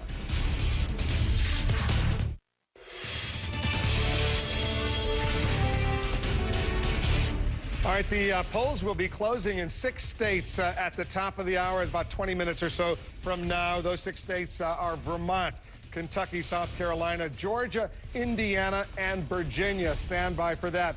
Although most of the precincts have already closed in both Indiana and Kentucky, very early numbers are already coming in. You see them changing even as we speak. In Indiana right now, with only 1% of the precincts reporting, 51% for Obama, 48% for McCain. Very, very early. McCain doing much better in Kentucky as expected. 66% so far from McCain, 33% for Obama. He's 3,600 votes ahead. Only 1% of the precincts reporting. We have shots, so we have locations all over the country where people are getting to watch what's going on. For example, in Chicago, this is Grant Park already. They're getting excited over there. Perhaps 1 million people are going to show up to hear Barack Obama later tonight. And this live picture picture from Times Square where they're watching us on CNN. Unfortunately, getting a little fuzzy right there, but we'll go back to Times Square. There it is. You can see that CNN is up on the monitor at Times Square. A lot of people are going to be gathering there as well. Let's go out to Grant Park, though, right now. Jessica Yellen is our correspondent. She's been reporting on the Obama campaign. Jessica, crowds, huge crowds getting ready to hear and see what's going on. Well, there's a real intense sense of anticipation here tonight. It's unseasonably warm weather for Chicago, which is likely to draw even bigger crowds than expected. You can see it's empty right now inside the field, except for the many thousands of members of the international media who have gathered here, and then outside, already that crowd waiting to get in, and the doors don't even open officially for another 3 hours. 65,000 members of the general public are ticketed. There are huge jumbo screens in far-flung areas around the park, so in the event a million people show up, they can see some of what's happening. And guess what? Those monitors, at least the one right here in the park, set to CNN. So folks here will be getting their results from us. That's the best place to be watching this stuff from. All right, Jessica, stand by. We're going to be getting back to you as well. I want to go to voter analysis right now at the CNN Election Center. Soledad O'Brien and Bill Schneider are crunching all the exit poll numbers in a new and revolutionary way. Soledad, update our viewers. We'll go right to the voter analysis board, and one of the demographics that was very interesting to us was white evangelicals, because as you well know, John McCain really struggled to reach those white evangelicals. So, Bill, tell us how they look. Let's take a look at those voters who said they were evangelical or born again and were also white. Now, notice that this is a sort of funnel effect here. What that means is, in every single state up here, white evangelical voters that we interviewed during the course of the day gave the edge to John McCain. That's why it's red. That's why each of those is red. They gave the biggest edge to John McCain in Mississippi. That's at the top of the funnel. And McCain's lead among white evangelical voters gets smaller and smaller until you get all the way down here to Minnesota, where he carried the evangelical vote, the white evangelical vote, but by the narrowest margin. In the country as a whole, white evangelical voters voted 72% for McCain, 26% for Obama. Is that as good as George W. Bush? Well, I was going to ask you, really, what matters is how does that compare to how Bush did in '04? It's a little less of a performance with this group. Bush got 78% of white evangelicals. Drop. So it's a 6-point drop for John McCain. But as you can see here, in every state where we interviewed white evangelical voters, McCain had the edge. It'll be interesting to see, because I know there's a question on the exit polls we'll be able to look into a little bit later tonight. Governor Palin, of course, had a great appeal to those white evangelical voters. We'll be able to dig down and see, did she help the ticket? Did she hurt the ticket? As we go through the night. Yes, we will. All right, Bill, thank you, and we'll send it right back to you. All right, guys, I love these numbers, and our viewers should know they can go to CNN.com, and they can get a lot of information. Here's what you need to do throughout this night. Watch us here on CNN. Also, with your laptop, go to CNN.com, because you'll be getting all the information coming in from all these key races all over the country. We'll take another quick break, but we're only just getting started. Polls in 6 states will be closing at the top of the hour. Get ready. We're here at the CNN Election Center. We'll be right back.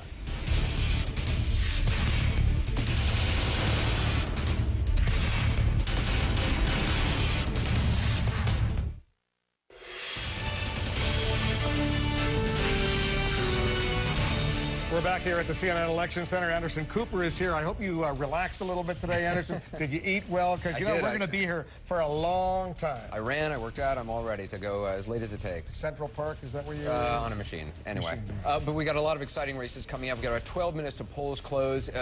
Some key races that will really give a sense of where this race is heading tonight. We're going to find that out in the next 11 minutes. Yeah, let me walk over, because some states are closing at the top of the hour. Let me show our viewers what's going on. In 11 minutes and 49 seconds, Georgia, Indiana, Kentucky, South Carolina, Vermont, and Virginia. Those states will be closing. 2 of those states, polls have, and a lot of the states have already closed in Kentucky and Indiana right now, and we're getting the results, and you can see those results coming in at the bottom of the screen. But all of those states, the polls will be closed. Georgia, we're anxious to see what's happening in Georgia, because it wasn't expected to be a battleground state. We'll see if it turns out to be a battleground state. There's an important Senate race that's underway there as well. Indiana and Virginia, those are battleground states, so we're going to be watching those very, very closely. Kentucky was widely assumed to be going for John McCain, as was South Carolina. Vermont solidly in the red corner, but we're going to be watching all of these. More states will be closing at 7:30 p.m. Eastern, then at 8, 9, 10, and beyond. All right, we're going to go back to Anderson Cooper. He's got the best political team on television ready to assess. I'm really interested in Virginia and Indiana. I think, like all of us, see what happens at the top of the hour. It is remarkable when you think about it. Virginia, Indiana has not gone for a Democratic president since Lyndon Johnson. Georgia went for Bill Clinton in 1992. That was the last time they voted for a Democrat for president.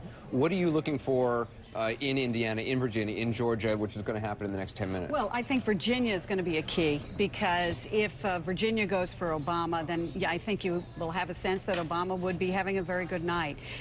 It's a state that folks in the Obama campaign believe that John McCain took for granted, Anderson, and they think that McCain should have been in that state more. I was told, for example, an Obama staffer said to me, "Where did we go the day after we got the nomination?" We went to the state of Virginia. John McCain hadn't been back there until October, when the polls started closing. So, very important state tonight. These are what you could call ruby red states. You know, they're very deeply red. Virginia has voted only for one Democrat in 56 years. Although it was interesting last night, Babe Buchanan kind of was writing off Virginia, saying, "Oh, we've been losing Virginia for a while now." That was when they had the real Virginia versus the new Virginia, exactly. And Indiana has only gone once for a Democrat in 70 years. And both of them are competitive. I think Virginia is the one we're all watching, because it's a linchpin for Obama. If he can win Virginia, it's very hard to see a road back for McCain, even if he were to take Pennsylvania. If McCain takes Virginia and then take Pennsylvania, it's going to be a very interesting long night. So I think a lot hinges on Virginia. Also in Georgia, Saxby Chambliss, in a race for his career, he did not anticipate. I know months ago, no one would have anticipated the race for Saxby Chambliss. That was a seat that the Republicans could actually lose. All sorts of places are in play that normally aren't for Republicans. On Virginia, two things. Remember, Jim Webb did beat George Allen, and that's a big deal. Also, Virginia, this is not your grandfather's Virginia. I work in Northern Virginia. Northern Virginia, Roslyn area, a lot more people there than in the Richmond area. So it's a different state. It's indistinguishable, really, from suburban Maryland, that whole D.C. area. But look, I want to give credit to someone whose name hasn't come up often, Howard Dean. Whatever the outcome, and let me just say the outcome isn't in yet, all right? Sorry to be a broken record. No, that's right. And that is, Howard Dean was criticized for saying we should play on a national table. I think he was absolutely right. And he said that before Barack Obama. Absolutely. Really Remember, people said, "What the heck's he doing in Mississippi? What's he doing?" It was a very good strategy. Barack I think. Obama is right. He was right, but this is a Barack Obama strategy.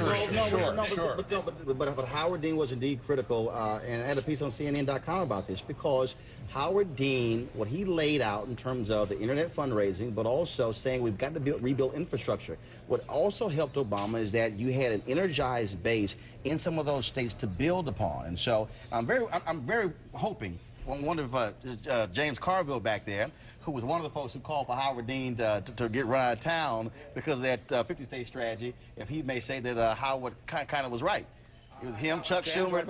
First of all, that's erroneous. I didn't say that he should get out run out of town for a 50-state strategy. I said he should be run out of town for leaving $10 million on the table after the 2006 election. If you're going to quote me, you should try to quote me correctly. I got you. But I did not say, in the way that you have a 50-state strategy is you win a national election by 7 or 8 points, and then you carry a lot of states. If you win an election by 1 point, you're going to carry fewer. Did you think, I mean, a year ago, that the Democratic candidate would be seriously competitive in Georgia, in Indiana? Well, if I thought that we were going to win an election by 10 points or 9 points, I would think we would be competitive in a lot of places. You can't. There's no possible way that you can separate the national number from the state number. You can't win an election if Obama would say the public average going in this election was 7.5. There's no way that you can win by 7.5 points and not be competitive in a lot of states that you're not normally competitive in. The whole thing changes. And the idea that you have two party staffers in a state is going to matter when you have a trend and a wave election. If this turns out to be a wave election, you're going to be competitive in a lot of places. When you have a national strategy and a national economic meltdown, it's smart to have a national strategy. But if you hadn't had that, and we'd be fighting over a few states, Howard Dean wouldn't be as smart. But by the way, let me just add something to what someone at the table over there said, that somehow America has decided that more big government in Washington is the answer. And what we really want is, hey, we're thrilled with the way Washington's working and we want more of that. No, America just had a test of that. We just had an economic meltdown, and Washington went to America and said, give us 700 billion tax dollars, we'll get you out of this mess, we'll save your life. And America said, we don't trust you. So if the Democratic Party takes the message out of this election that what America wants is more old industrial age, one-size-fits-all big government, they're wrong. But that wasn't just the Democratic Party. There was also John McCain who supported that $700 billion. Republicans did so reluctantly. We hated doing it. Democrats think this is Christmas. Yeah, right. Interesting perception. Paul Begala, were you thrilled by it? Wait, by the spending no, of $700 billion. Look, it was President Bush who put that package together. It was President Bush who sent it to the Congress. It was President Bush who asked them to do it. Why? Because the metaphor they were using to sell it, Hank Paulson went to the Democrats and said the house is on fire. Well, if in fact the house was on fire, it was a case of arson. It was not a lightning strike. It was a man-made, policy-driven catastrophe, and those policies were all Republicans. And, you know, I'm never going to like what they do. Alex always will. It doesn't matter what we think. Voters are weighing in here. That's what I mean. I don't want to get into too mired in debate about the bailout. Let's talk about Indiana, Virginia, Georgia, what we're anticipating. People are voting on the economy, and they're voting against the Republican economic theory. And Alex may not like that. He may think it's socialist or whatever. I'm not really interested. He's not a swing voter. In some of these states, though, it's going to be hard to get perhaps an accurate sense of what's happening. Polls close at 7, but we may not know for quite a while. In Indiana, I mean, it depends on the region where these votes are coming from. The Indianapolis area is very different than other parts in Indiana. And, in places like Virginia, they're also starting to have some problems. You're starting to see Virginia, Florida, and other places where they're having problems with machines. They're already issuing lawsuits, as we're reporting on our website tonight. So I think it's going to be a long night for some of these states. And quite frankly, early on, I couldn't see Virginia going towards Obama's way. But I think certainly this is one of the states that we're looking at very, very seriously that possibly could. I mean, obviously that would be historic. And so I think, to your point, though, I have to pick up on this because I think part of the revolt against Republicans is that Republicans didn't keep their word as it relates to spending and taxing. Those are one of the issues that voters are grappling with because George Bush, in their eyes, didn't keep his word, and Republicans didn't keep their word when it came to bringing down the taxes and all of that. So I think that this is something that we're not in this new zone of wanting more and bigger government. We're in a zone of wanting something different than more of the same. And so that is what voters are looking at this election. And I think Alex made some very good points in that regard. I don't think this should be a message that we want bigger government. James, if the Democrats are to pick up a 60 seats, to get a 60-seat filibuster-proof majority, you say it's pretty tough. But Saxby-Chambliss would have to lose in Georgia to make that happen. They would have to either win in Kentucky, Georgia, or Mississippi, one of those three, to get to 9 seats. They can get to 8 seats with Alaska and Minnesota. They can't get to 9 without a win in one of those 3 states. All right. A lot to look for in the next, well, couple of minutes. Roland, I know you want to get in. We spent a lot of time in the Democratic primary talking about West Virginia, Ohio, and Pennsylvania, the old Democratic map. The Obama campaign from day one always said that Virginia was the most important state for them because when you look at that Western strategy of Colorado, New Mexico, and Nevada, they said you win Virginia, we have to win Ohio or Pennsylvania. So a lot of Democrats were saying, but no, the old model, they said, no, this is the new model. That's why Virginia was key. Virginia's a new state. It's had a population surge of almost 50% in the last 10 years. Yeah. It isn't, your father's Virginia, your grandfather's Virginia. The reason why Obama can compete in all these places is he had so much money. He had so much money, more than John McCain. It's easy, frankly, to do strategy when you can buy advertising all over the country, and that's what he's been doing. But even before they had the money, that was still their strategy. Yeah, but that's the point. The brilliance of the Obama campaign, and I think we will conclude tonight by however else it comes out, I think we'll all conclude, he ran one of the best campaigns we've ever seen in modern politics. Yep. And his capacity to take the internet, Howard Dean started this, he picked up on it, and he did something Dean didn't did not do. He married the internet to community organizing. So he not only was able to use the internet to raise money, but to mobilize thousands upon thousands of volunteers in ways we've never seen before. And took advantage of things like early voting, exactly. for example, just the way he did the caucuses. When we went through the whole primary process, Barack Obama knew how to organize the caucuses. Exactly. He knew how to get his voters out there. It seems in a way, though, voting. that the Hillary Clinton's people just did not understand. I mean, they seemed strategic in a way that no one else, even in the primaries, was. But mechanics and materialism aside, and these are all important considerations in the race, this is a really, really good candidate. I mean, as good, a natural, as we say in sports. And again, however it comes out. This guy, I mean, a flawless campaign, but almost flawless in his execution, in the debates and the speeches and almost everything else. He made one mistake on the guns and the bitterness. Yes, right. Over 2 years, one mistake. That's a pretty good batting average to continue the sports metaphor. Somebody who hadn't run for the presidency before, who hadn't run for the vice presidency before. Who was an Illinois state senator 23 months before. That's correct. We got a lot to talk about over the 24 hours that we will be here. Sorry I raised the Howard Dean thing. we'll smooth that out over the break. I'll praise him. Let's go back to Wolf. We like it. Good discussion, guys, and we're only just getting started. We're only a few seconds away from the top of the hour, and polls will be closing in these 6 states. At the top of the hour, we're going to be able to make some projections about what is going on, and this is only just the beginning of what is going to be a fascinating night to make a projection.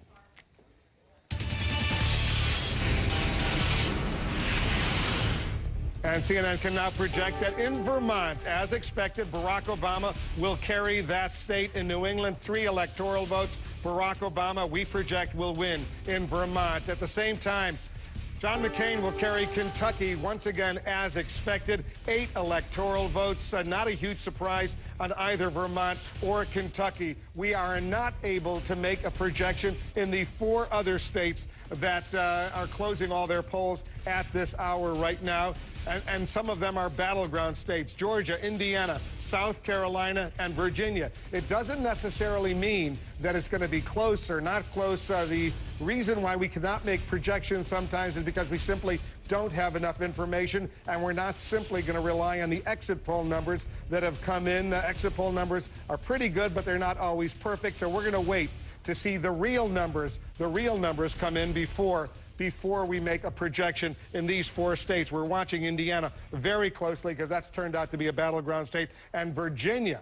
Indiana and Virginia, as you know, they have not gone for a Democratic presidential candidate since 1964 when LBJ carried those states. So those are going to be very, very important in the early understanding of what's going on in this historic day in the United States. Let's check in with Soledad O'Brien and Bill Schneider. They're taking a look at exit poll numbers that are coming in. Soledad? Right, Wolf, we'll take you right to the voter analysis board. And you'll remember earlier in the night I said this is going to be the why board. Why someone won, why someone lost, why it's close. So this is our first opportunity to dig down that direction. Let's start with Vermont, which was called for Barack Obama. No surprise, said Wolf. Who delivered for Barack Obama? Vermont has turned blue. Let's take a look. I hate states at the bottom of the alphabet, but here is Vermont right here. This is hard to reach. Yes, it's a little hard to reach, but the higher the group, the higher the category on this chart, the bigger Obama's margin. Clearly, he did best among Democrats and liberals, but if you look at this chart, Obama carried every one of these constituencies. They're all blue.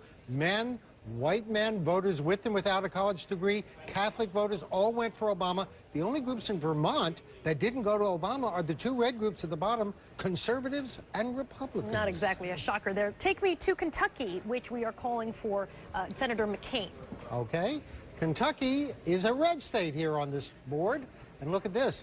Many red categories, best, of course, Republicans and conservatives. But interestingly, in Kentucky, men, unlike Vermont, men voted heavily for McCain, 58% over Obama. And Kentucky is a very rural and white state. Look at white voters in Kentucky. These are Appalachian whites who are always a problem for Obama. 63% of whites in Kentucky delivered for John McCain, only 36% for Obama. And rural voters in Kentucky, again, 63% for McCain, 36% Obama. Even the 18 to 24-year-old group, which is traditionally Obama territory. Look, they went narrowly they split their vote, 50% for McCain, 48% for Obama. This is, most states is an Obama category. In Kentucky, they split. But as Wolf said going in, no big surprise here. Both of these states were safe states, Kentucky for Senator McCain and Vermont for Senator Obama. So, Wolf, that's the why. That's why we have the winners in those two states. All right, guys, thanks very much. I want to take a look at these two states right now. Indiana, about 120,000 votes have already been counted in Indiana. 4% of the precincts have now reported. Look at how close it is. 50% for McCain, 49% for Barack Obama. Only a difference of 1,255 votes, so it's close. We don't know which of these precincts have reported yet what part of the states, because some parts of the states are more Democratic than other parts, some more Republican, but it's close with 4% of the precincts now in. As far as Kentucky is concerned, 10% of the precincts have now reported, and Senator McCain, we've projected he's the winner in Kentucky with 52%, 47% for Barack Obama. He's almost 8,000 votes ahead. This is with 10% of the precincts having now reported. So it's still very, very early, but based on the exit polls, based on the real numbers that are actually coming in, we've projected that Kentucky is going for John McCain. Vermont, as we noted earlier, we've projected that Vermont is going for Barack Obama.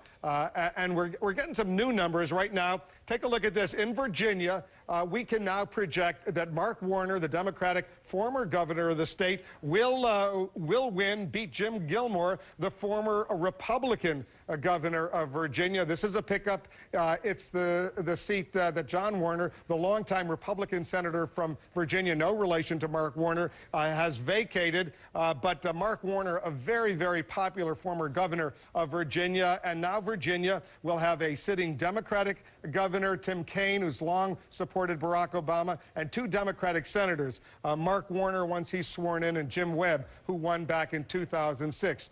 So that's for a supposedly reliable Republican or red state. That's pretty impressive that now both senators, the incoming senator and the current senator, the incumbent senator, are both Democrats, as well as the sitting governor, Tim Kaine of Virginia. But this is a pickup. It's one more Senate seat that moves the Democrats, Anderson, closer to that 60 filibuster-proof majority in the Senate. Right now they have 61 if you include the two independent senators who have caucused with the Democrats. But this is not a huge surprise, but the Democrats are pretty happy about Mark Warner getting elected in Virginia. Not a big surprise at all, though, but this race in Georgia, Saxby-Chambliss, also at 7:30, polls close in North Carolina. Elizabeth Dole facing a real challenge, the greatest challenge of her career. Do you think she can hold on tonight? Well, in the polls that we've seen going through this race all along, she is the decided underdog here. It's not a great year to be a Republican incumbent generally, and she's had some problems in the state. She's running against a very good competitor there. Also in Georgia, Saxby-Chambliss, you know, 5 or 6 weeks ago, he was fine. He was floating to re-election. There was no problem. What was it? The turning point? The economy? I think it was the economy. Obama had all about left the state, and then suddenly, when you had the economic turnaround, he started broadcasting commercials in that state, started putting the heat on in that state. Turnout's going to be very important in that state. 29% black electorate. You get a huge black turnout, and then the Martin folks, they were blown out by it. And Obama came back in, but put more money back in the state, not necessarily to win it, but to help Martin win the Senate seat. Yeah, from the Obama point of view, if they could win Virginia and they could win the Senate seat in North Carolina and win a Senate seat in Georgia, that would make them look more like a national president as opposed to being a blue state president. So there's a lot riding on this for Obama, how these things come out. In North Carolina, I happen to be from there. You know, Elizabeth Dole and Bob Dole, of course, have been staples of Republican politics for years. They're part of the brand. She made a terrible mistake right at the end, and this was the ad she ran against Kay Hagan, you know, talking about godless money. And Kay Hagan, and because she'd gone to a fundraiser held by an atheist, and Kay Hagan happens to be an elder in the Presbyterian Church who teaches Sunday school, and it backfired on Elizabeth Dole, and it just may help Barack Obama in North Carolina. But sometimes the candidates themselves matter. You know, Elizabeth Dole was ranked, according to one of these rankings, the 93rd most effective senator, and Kay Hagan made an ad using that fact, And, you know, Elizabeth Dole has made almost no impact as a senator. She's a very famous person, but in 6 years in the Senate, she had very little to point to. She also had only been in the state of North Carolina for 16 days in the year 2005. That's the definition of going Washington. So you can talk about sort of all the national trends, but, you know, she just hadn't really done her job as a senator. But it could help Obama. Her weaknesses now could help Obama. Reverse coattails? Yeah. Again, the body's not cold, but I'd like to point out that the results aren't in. But I spent a lot of time in North Carolina. The problem of constituent service is an issue for Elizabeth Dole. And I think David's point is a really good point. The reason I brought up the Howard Dean thing, and I didn't mean to create chaos here. No, it's all good fun. But that is, are the Democrats a coastal party? Remember those maps, and we'll see maps over the next few days, and we'll see maps of the counties. You remember the red country, right? And then here are the university towns, right? And or the liberal votes and so on. If he gets a Georgia, a North Carolina, Virginia, say he gets 2 out of 3, it changes things very much in terms of people's perception. And also gives him, I know I'm jumping ahead, were he to become president, leverage with liberals in Congress that want to push the party to the left, which is what we're hoping they'll do. Well, that's something we want to talk about for either candidate, whichever candidate wins, whether it's Barack Obama or John McCain, the question of leading, and will either candidate have a mandate to lead and a mandate for their policies? We're going to talk about that a lot in the hours ahead. An important thing, not just winning this election, but actually leading this country for both these men, whomever may win tonight. We have a lot more ahead, hours and hours of coverage. CNN.com is the place to go while we're in commercial break. Check out what is happening there. You'll see all the polling that we are getting. You'll see it also on CNN.com. You can pretend to be John King at your home and impress your friends and your family. We'll be right back here on CNN.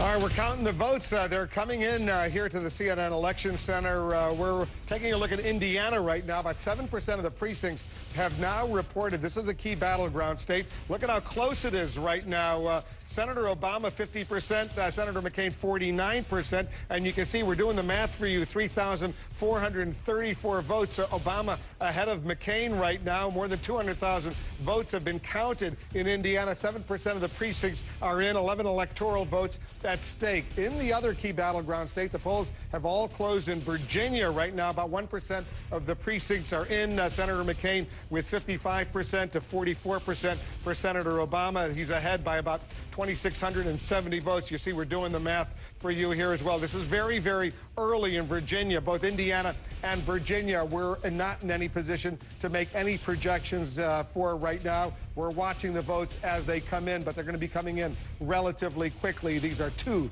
important battleground states that could set the tone for what could be happening later tonight. I want to show you also some live pictures we're getting in from Grant Park in Chicago. That's where Senator Obama eventually will be showing up, and people are showing up in huge numbers there right now as you can see the crowd getting ready for what they hope. These are Obama supporters in Chicago. They hope it will be an exciting and positive night for them. But you know what? We're going to have to watch these votes actually come in.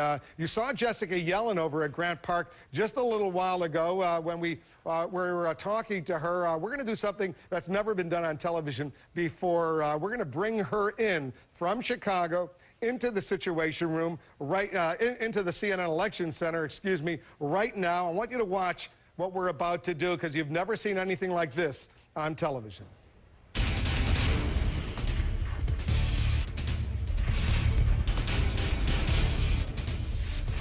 Hi, Wolf. All right, big round of applause. We did it. There she is, Jessica Yellen. I know you're in Chicago, but we've done something, a hologram. We beamed you in. We beamed you in here into the CNN Election Center. I want to talk to you as I would normally be talking to you if you were really face-to-face with me. I know you're at least 1,000 miles away, but it looks like you're right here. Tell us what's going on in Chicago right now. Well, there are massive crowds gathered outside here, as you just saw. 65,000 ticketed people are going to be let in, but as many as 1 million are expected to be outside surrounding this Grant Park location.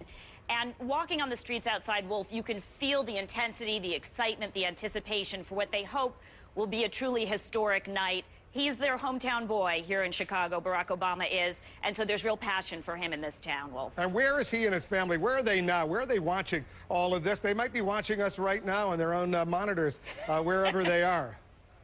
Barack Obama is at the Hyatt Hotel nearby, where he's going to eventually be watching election returns as well. He played basketball earlier in the day, which has become, you know, an election day tradition for him. And we're expecting him to go home at some point, change, and then watch his election returns and, you know, turn up here eventually to make the much anticipated speech. Well, you know what I like about this hologram, and you're a hologram now, Jessica, instead of having thousands of people behind you screaming and shouting, you know what, we could have a little bit more of an intimate conversation, and our viewers can enjoy that as well. How excited are you, Jessica, that this is you're the first one that we've beamed in to the CNN Election Center? I know, it's like I follow in the tradition of Princess Leia. It's something else. It's the first time it's been live on television, and it's a remarkable setup, if I could tell you about it for a moment. I'm inside a tent in Chicago that's been built. Engineers spent about 3 weeks doing it.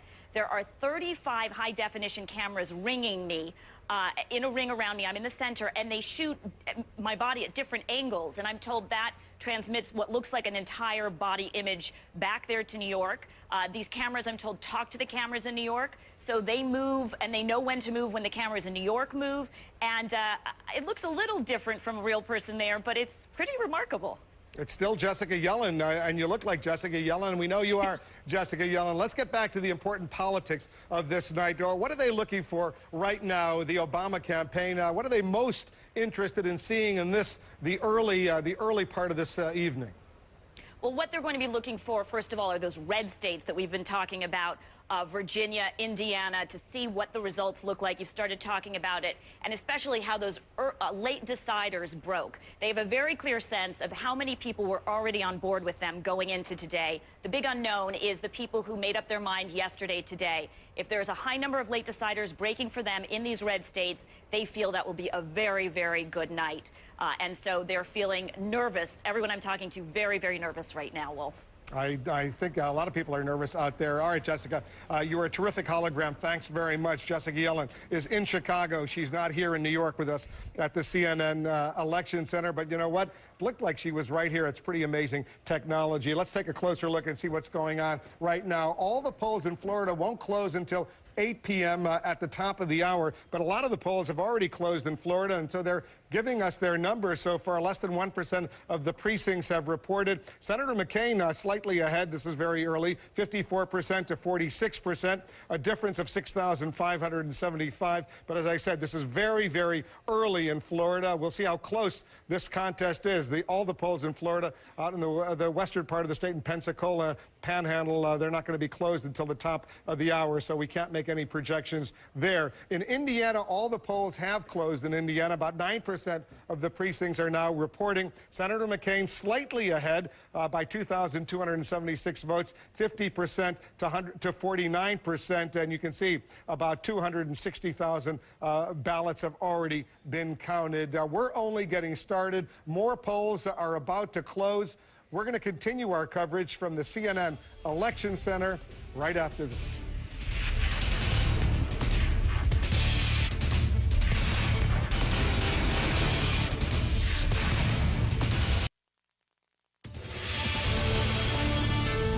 6.5 minutes from now, the polls will be closing in 3 more states, including the battleground states of North Carolina and Ohio, the third state, West Virginia. You take a look at these live pictures, Anderson. These are folks, they're running into Grant Park right now. They've just opened it up. This is where the Obama campaign has basically set up a giant viewing party. They're going to be watching election results come in.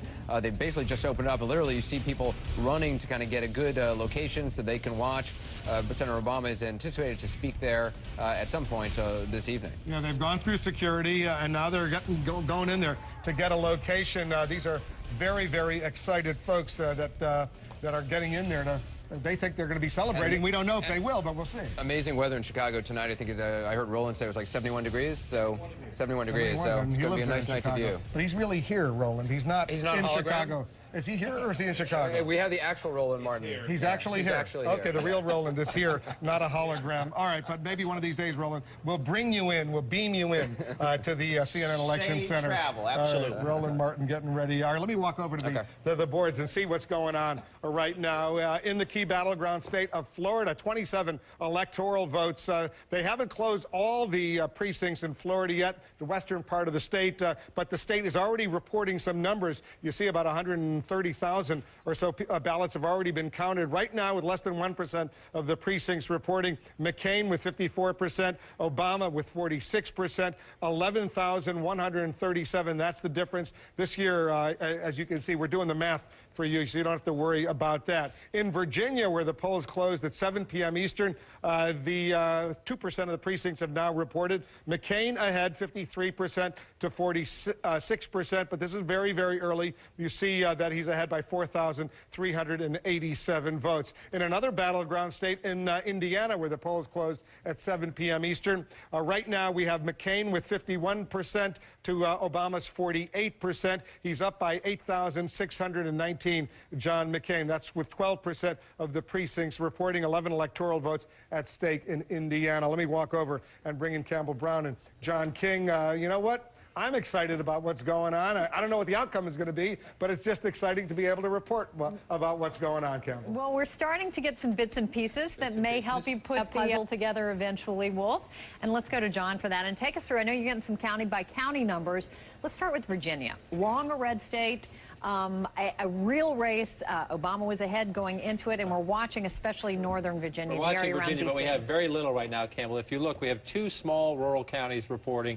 Down here, just south of Richmond, Chesterfield County has a decent amount of the population, 3.7%. This is suburban Richmond right in the top part. Down here gets pretty rural. But again, very early on, John McCain winning in that one county. The 46% is only of that county, so don't anybody jump right ahead. Most of the state of Virginia is still very white. That means the votes have not come in yet. Campbell County, a very small rural county out here in central to South Virginia. McCain running up the numbers, as you would expect in that part of Virginia right there. But we have a long way to go. Down here in Virginia is a critical area. The most critical area of Virginia right up here, the northern Virginia suburbs just outside of Washington, D.C. are growing rapidly, and an African-American concentration down in the Richmond area. So Virginia... Demographics changing a lot in that part, especially northern Virginia. Rapidly changing up here. Influx of suburbanites who lean Democratic and influx of Latino voters who have been leaning Democratic in most of the polls, too. If you look over here, Campbell, this is getting interesting early. The state of Indiana is starting to fill in more quickly, and I want you to look now at this. This is the state of Indiana with results coming in, and we emphasize and must stress 12%. Long way to go in Indiana. A lot of Democrats in years past would say, can we just stop it right there? If we lose Indiana by 3 points, that would be a great year in the past. The Obama campaign thinks it is in play here, and I want to go back in time to show you why. Excuse me for stepping across, but I'm going to go back to 2004. This is John Kerry versus George W. Bush, and look, 60% to 39%. George W. Bush wins the state. Remember the blue. Indianapolis has a Democratic base. Bloomington is a college town, has a Democratic base. And up here, you're essentially in the Chicago suburbs, closest over here, Gary, Indiana, Hammond, Indiana. And you move across here, there's a Democratic base. Remember now, those are the blue areas. That's where John Kerry did well 4 years ago. Right. Now let's fast forward to where we are tonight as we watch the results come in. The Democratic votes have not come in Bloomington yet. In Indianapolis, they're just starting to come in slowly. You see that light green? Nothing at all up here yet. And yet Barack Obama is running a very competitive race in the very early results in Indiana. Why? He's doing well here. This is the Illinois border, southern Illinois. This is conservative rural country. It's his home state, but this is conservative country. If he can run well down here and he can run well over here, we could have a real surprise. We could have a real surprise. And let's just look at one other thing before we go here. Fort Wayne, Indiana. You see McCain is winning right now. Let's come into that county. That's Allen County, 5.5% of the state population. McCain is winning 52% to 47%. But one way we judge, is Barack Obama competitive statewide in Indiana? Again, excuse me for stepping across. Let's go back in time. 4 years ago, that was 63-36. So at the moment, Obama is running stronger than the Democrat, even in the counties he is losing, and that is critical. When you're competing in a state that defaults to the other side, Republican in the case of Indiana, yes, you want to win where the Democrats are, as we saw John Kerry do 4 years ago, but you also want to perform as strong as possible in the places the other guy's going to win. Limit the margins, run up the numbers in the Democratic communities, and Barack Obama has a chance in the very red state of Indiana. And we should say, as always, caveat, still very early. These are very preliminary numbers. We get a lot of information. 12%. That leaves a long way to go. A lot of counting to go. And yet we can do so much with 12%. Absolutely. All right, Wolf. All right, guys, thanks very much. Let's update you on what we know so far for sure based on our projections. And take a look at this map. The red state, that's Kentucky. We've projected that that will go for John McCain, 8 electoral votes. That blue state up in the corner in New England, that's Vermont, 3 electoral votes will go for Barack Obama. These other yellow states, these are states that have closed: Indiana, Virginia, South Carolina, and Georgia. But we cannot yet make any projections based on the information we have so far. It doesn't necessarily mean it's going to be close. It just means that we're in no position to make a projection yet. Right now, it's almost 7:30. Right now, it is 7:30. Right now, 3 more states are closing their polls: North Carolina, Ohio, and West Virginia. And if it were a blowout or whatever, we'd be able to make a projection right now, but we don't have enough information to make any projections in these states. North Carolina is clearly a battleground state. Ohio, remember, no Republican has ever been elected to the White House without carrying Ohio. That state is now closed its polls. And West Virginia, we're going to watch all of that closely. Let's update you on what we know so far. Florida, all the polls in Florida will close at the top of the hour, but as of now, with those precincts, about 1% reporting, McCain with 34%, Obama 48%.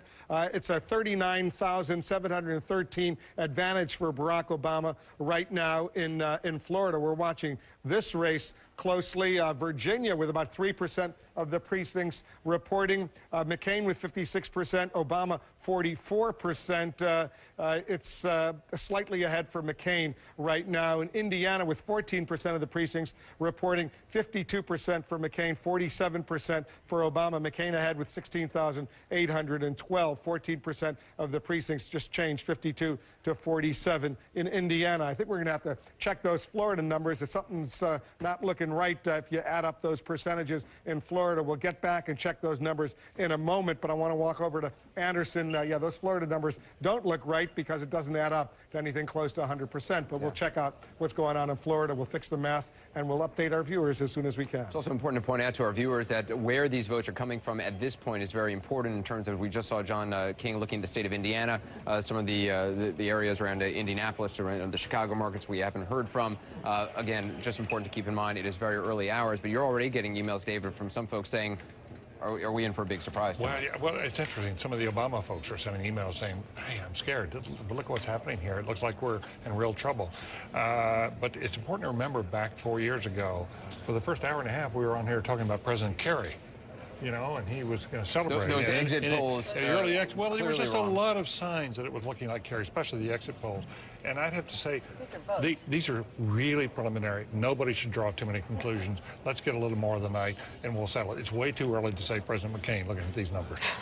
But as you look, I mean, I saw you looking at John King's map of Indiana very closely. What were you looking for? Well, I think that's a much more reliable measure. These raw numbers tell you nothing. But if you look at 4 years ago, what the counties did, and now today, that gives you a much more reliable basis. And clearly in Indiana, Obama is making inroads in some counties that they were not competitive. No Bush won by 21 points. So that's not going to happen. I mean, I think Obama also benefits from the fact that he's a next-door neighbor in Indiana. Illinois, yeah, those counties right on the border. And they share a big media market there, so they know Barack Obama. They shipped a ton of people into Indiana. But also, when John showed that southern sector, a lot of folks thought that Obama, when he ran for Senate, was not going to do well downstate. And the reality is he did.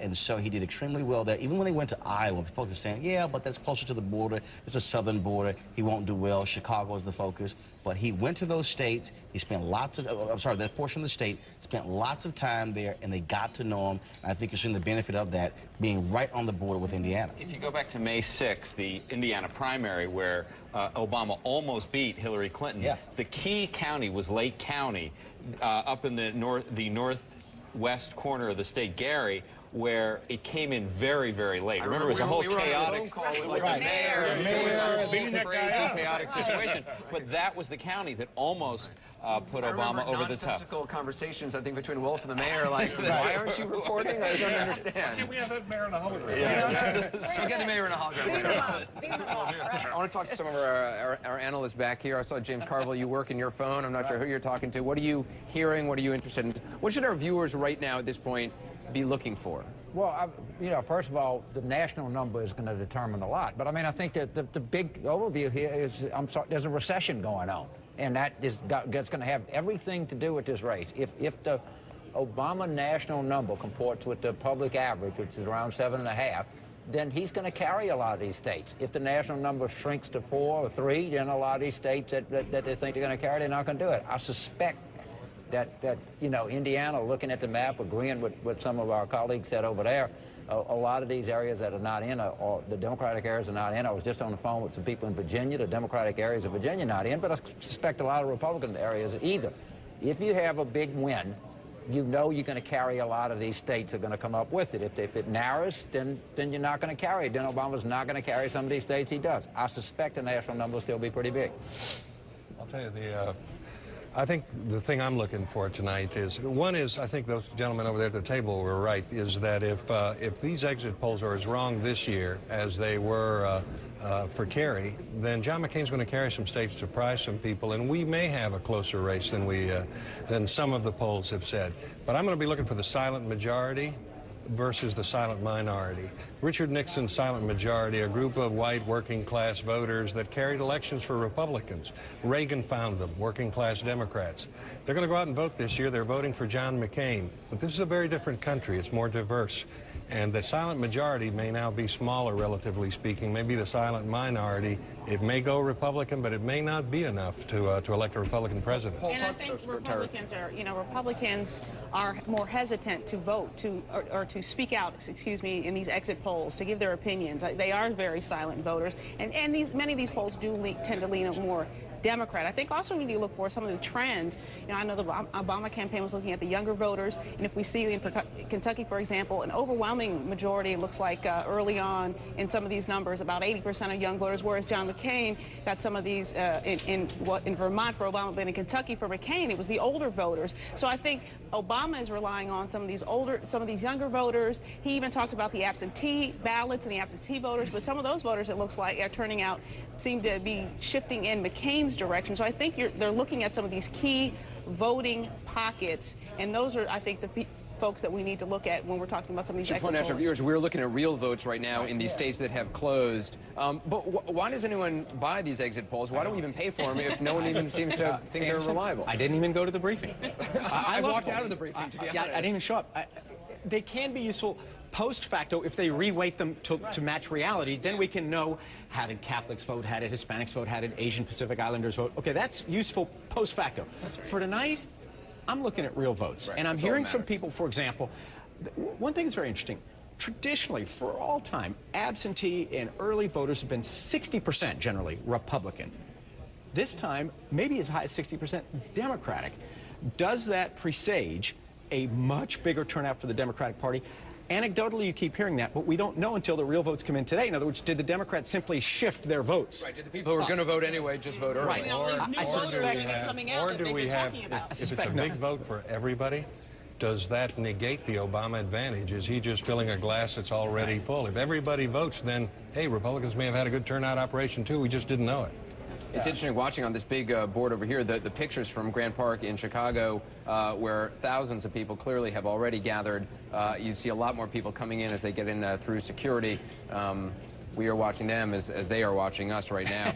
we got a lot more ahead. Let's go back to Wolf right now, Wolf. All right, guys, thanks very much. I want to update our viewers on what we know right now. These are not exit poll numbers. These are real numbers, real ballots that already have been counted and have been released by these respective states. In North Carolina right now, less than 1% of the precincts have reported. Right now, Senator McCain with 48%, Senator Obama with 51%, only a 439 vote advantage for Senator Obama. But remember, it's very, very early in this race, 15 electoral votes in North Carolina. Florida, we fixed of the technical problems we had. These are the latest numbers coming in from the state of Florida. 2% of the precincts reporting Obama ahead, 57% to McCain's 43%. That's 151,000 advantage for Barack Obama. You can see we're doing the math for you to make it relatively easy. Those are 27 electoral votes in Florida at stake. All of the polls in Florida will be closed at the top of the hour, 8 p.m. Eastern. In Indiana right now, almost 20%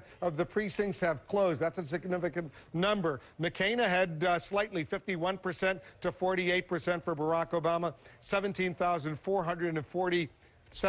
just changed, 406 votes difference, an advantage for Senator McCain in Indiana. And the popular vote right now, with about 1% of the precincts reporting nationally in all 50 states and the District of Columbia, the numbers that have come in so far. Right now, Obama with 51%, McCain with 48%. It's a 64,251 advantage for Senator Obama. About 2 million votes have already been counted nationally, but it's very, very early in the process. If you want to get all these numbers in real time right now, go to CNN.com. A lot of information there. You can plug in the contests that are of most and greatest interest to you, and you can be updated constantly throughout this night. We'll take a quick break. We'll continue our coverage from the CNN Election Center right after this.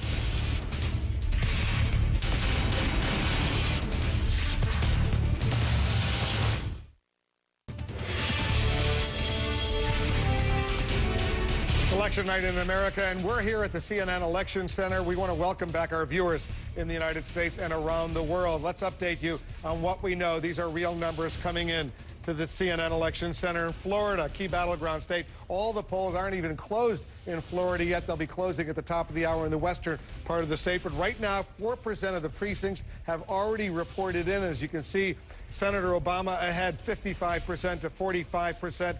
He's ahead by 143,000 votes so far. North Carolina, under 1% of the precincts reporting. Senator Obama slightly ahead there. It's very, very early in North Carolina, 50% to 49%, 15 electoral votes at stake there. In Indiana, significant number of precincts already have reported 21%, and Senator McCain slightly ahead, 51% to 48%.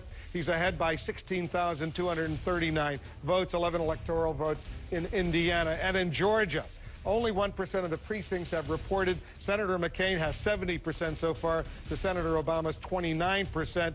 We're watching Georgia closely. It has 15 electoral votes. I want to go to Suzanne Malveaux. She's in Chicago at Grant Park. She's standing by. Let's go to Suzanne. Suzanne, you got a crowd over there. These are pretty excited folks. Set the scene for us. What's going on? Absolutely, Wolf. They are actually listening to our broadcast here.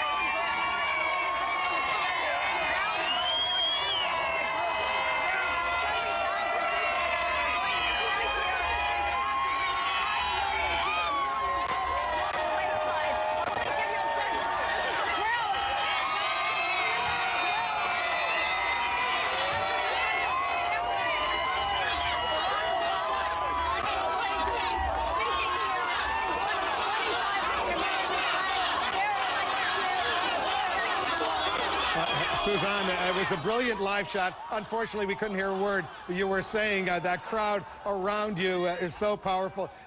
Maybe we could get a handheld mic for Suzanne Malveaux, because I really want to hear what's going on. But unfortunately, that crowd is so enthusiastic. You really can't blame them. They sense that maybe history will be made tonight. Suzanne, stand by. We're going to get you a better microphone so we can hear what you're saying in Grant Park in Chicago. You see the folks there. They've gathered, and they're pretty excited. But you can't compete with that level of noise, no matter how loud a voice you have. Suzanne, stand by for that. Anderson, I've got a pretty powerful voice. I don't think I could compete with that. We've all done live shots where you have like 10 people behind you, like doing that, but they have a crowd of like thousands of people behind them who are watching her on TV, and so everybody is doing it. It makes the hologram all that more effective. She was brilliant, wasn't she? She was very good. I thought what she said, from what I could tell by the reading of her lips. Great suit. Yes, but that's it shows the benefit of the hologram, though. You don't have any of those crowds. We'll try to beam maybe Suzanne in a little bit.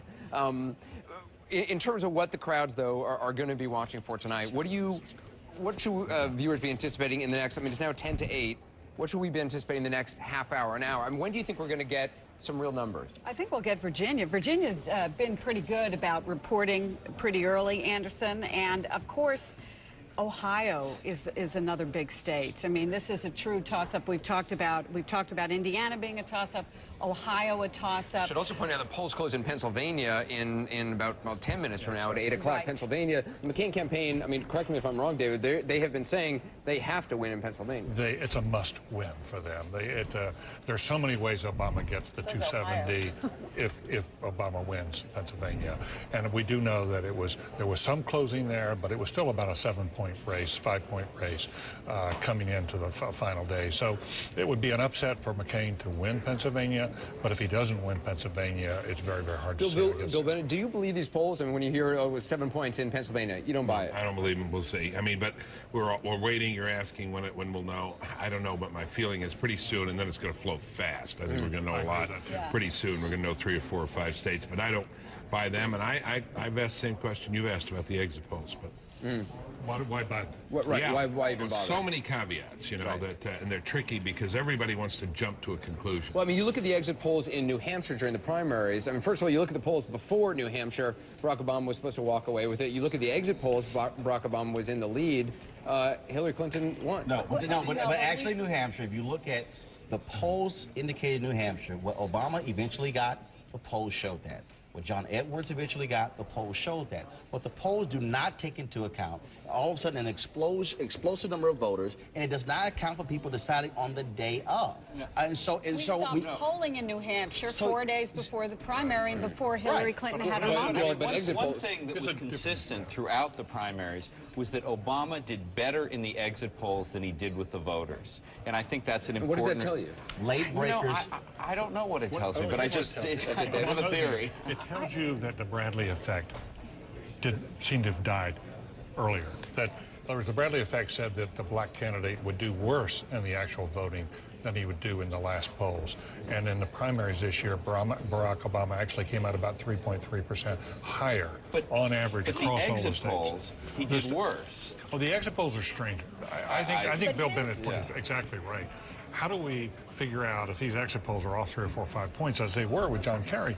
What is it we're looking at? Well, some pollsters say that his supporters, Barack Obama's supporters, are so enthusiastic and younger, and they're more willing to stop and talk to somebody after they've voted. Again, it all just makes the exit polls seem. But most importantly, though, what we are looking at now is real numbers. Yes. We've got real numbers from 7 o'clock, from 7:30. In about 7 minutes from now, we're going to have real numbers from Mississippi, Missouri, New Hampshire, Florida, Pennsylvania. The polls will be closing in all those states. Our coverage continues. A lot more ahead. A very exciting night ahead. Also, check out CNN.com for all the latest political news and get the numbers as we get them.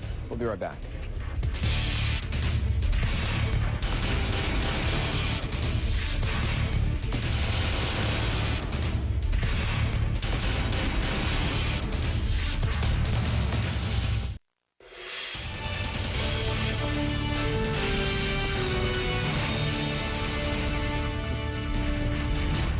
Welcome back to the CNN Election Center. We're getting close to the top of the hour. Anderson, 15 states and the District of Columbia, they'll be closing their polls in a few moments. And a fascinating state to watch, of course, Pennsylvania, a state which the McCain campaign has said they have to win. And it's a Democratic state, but they've made an enormous effort in Pennsylvania to see what they can do. Let's walk over and see the states that are closing in 6 minutes and a few seconds. Alabama, Connecticut, Delaware, the District of Columbia, Florida, Illinois, Maine, Maryland, Massachusetts, Mississippi, Missouri, New Hampshire, New Jersey, Oklahoma, Pennsylvania, and Tennessee. These states closing in about 6 minutes. We'll see what we can project at the top of the hour. Pennsylvania, I don't think we can stress that too much, Campbell and John. It's going to be fascinating to see what happens there, because almost everyone says if John McCain can't carry Pennsylvania, he'll have a tough challenge ahead of him. One to keep a very close eye on, but Wolf, we want to mention we are getting some interesting numbers. If you look a little bit deeper at some of the states from earlier, Indiana and Florida, John has been looking at, and again, we should say always the caveat here is that this information is so early yet.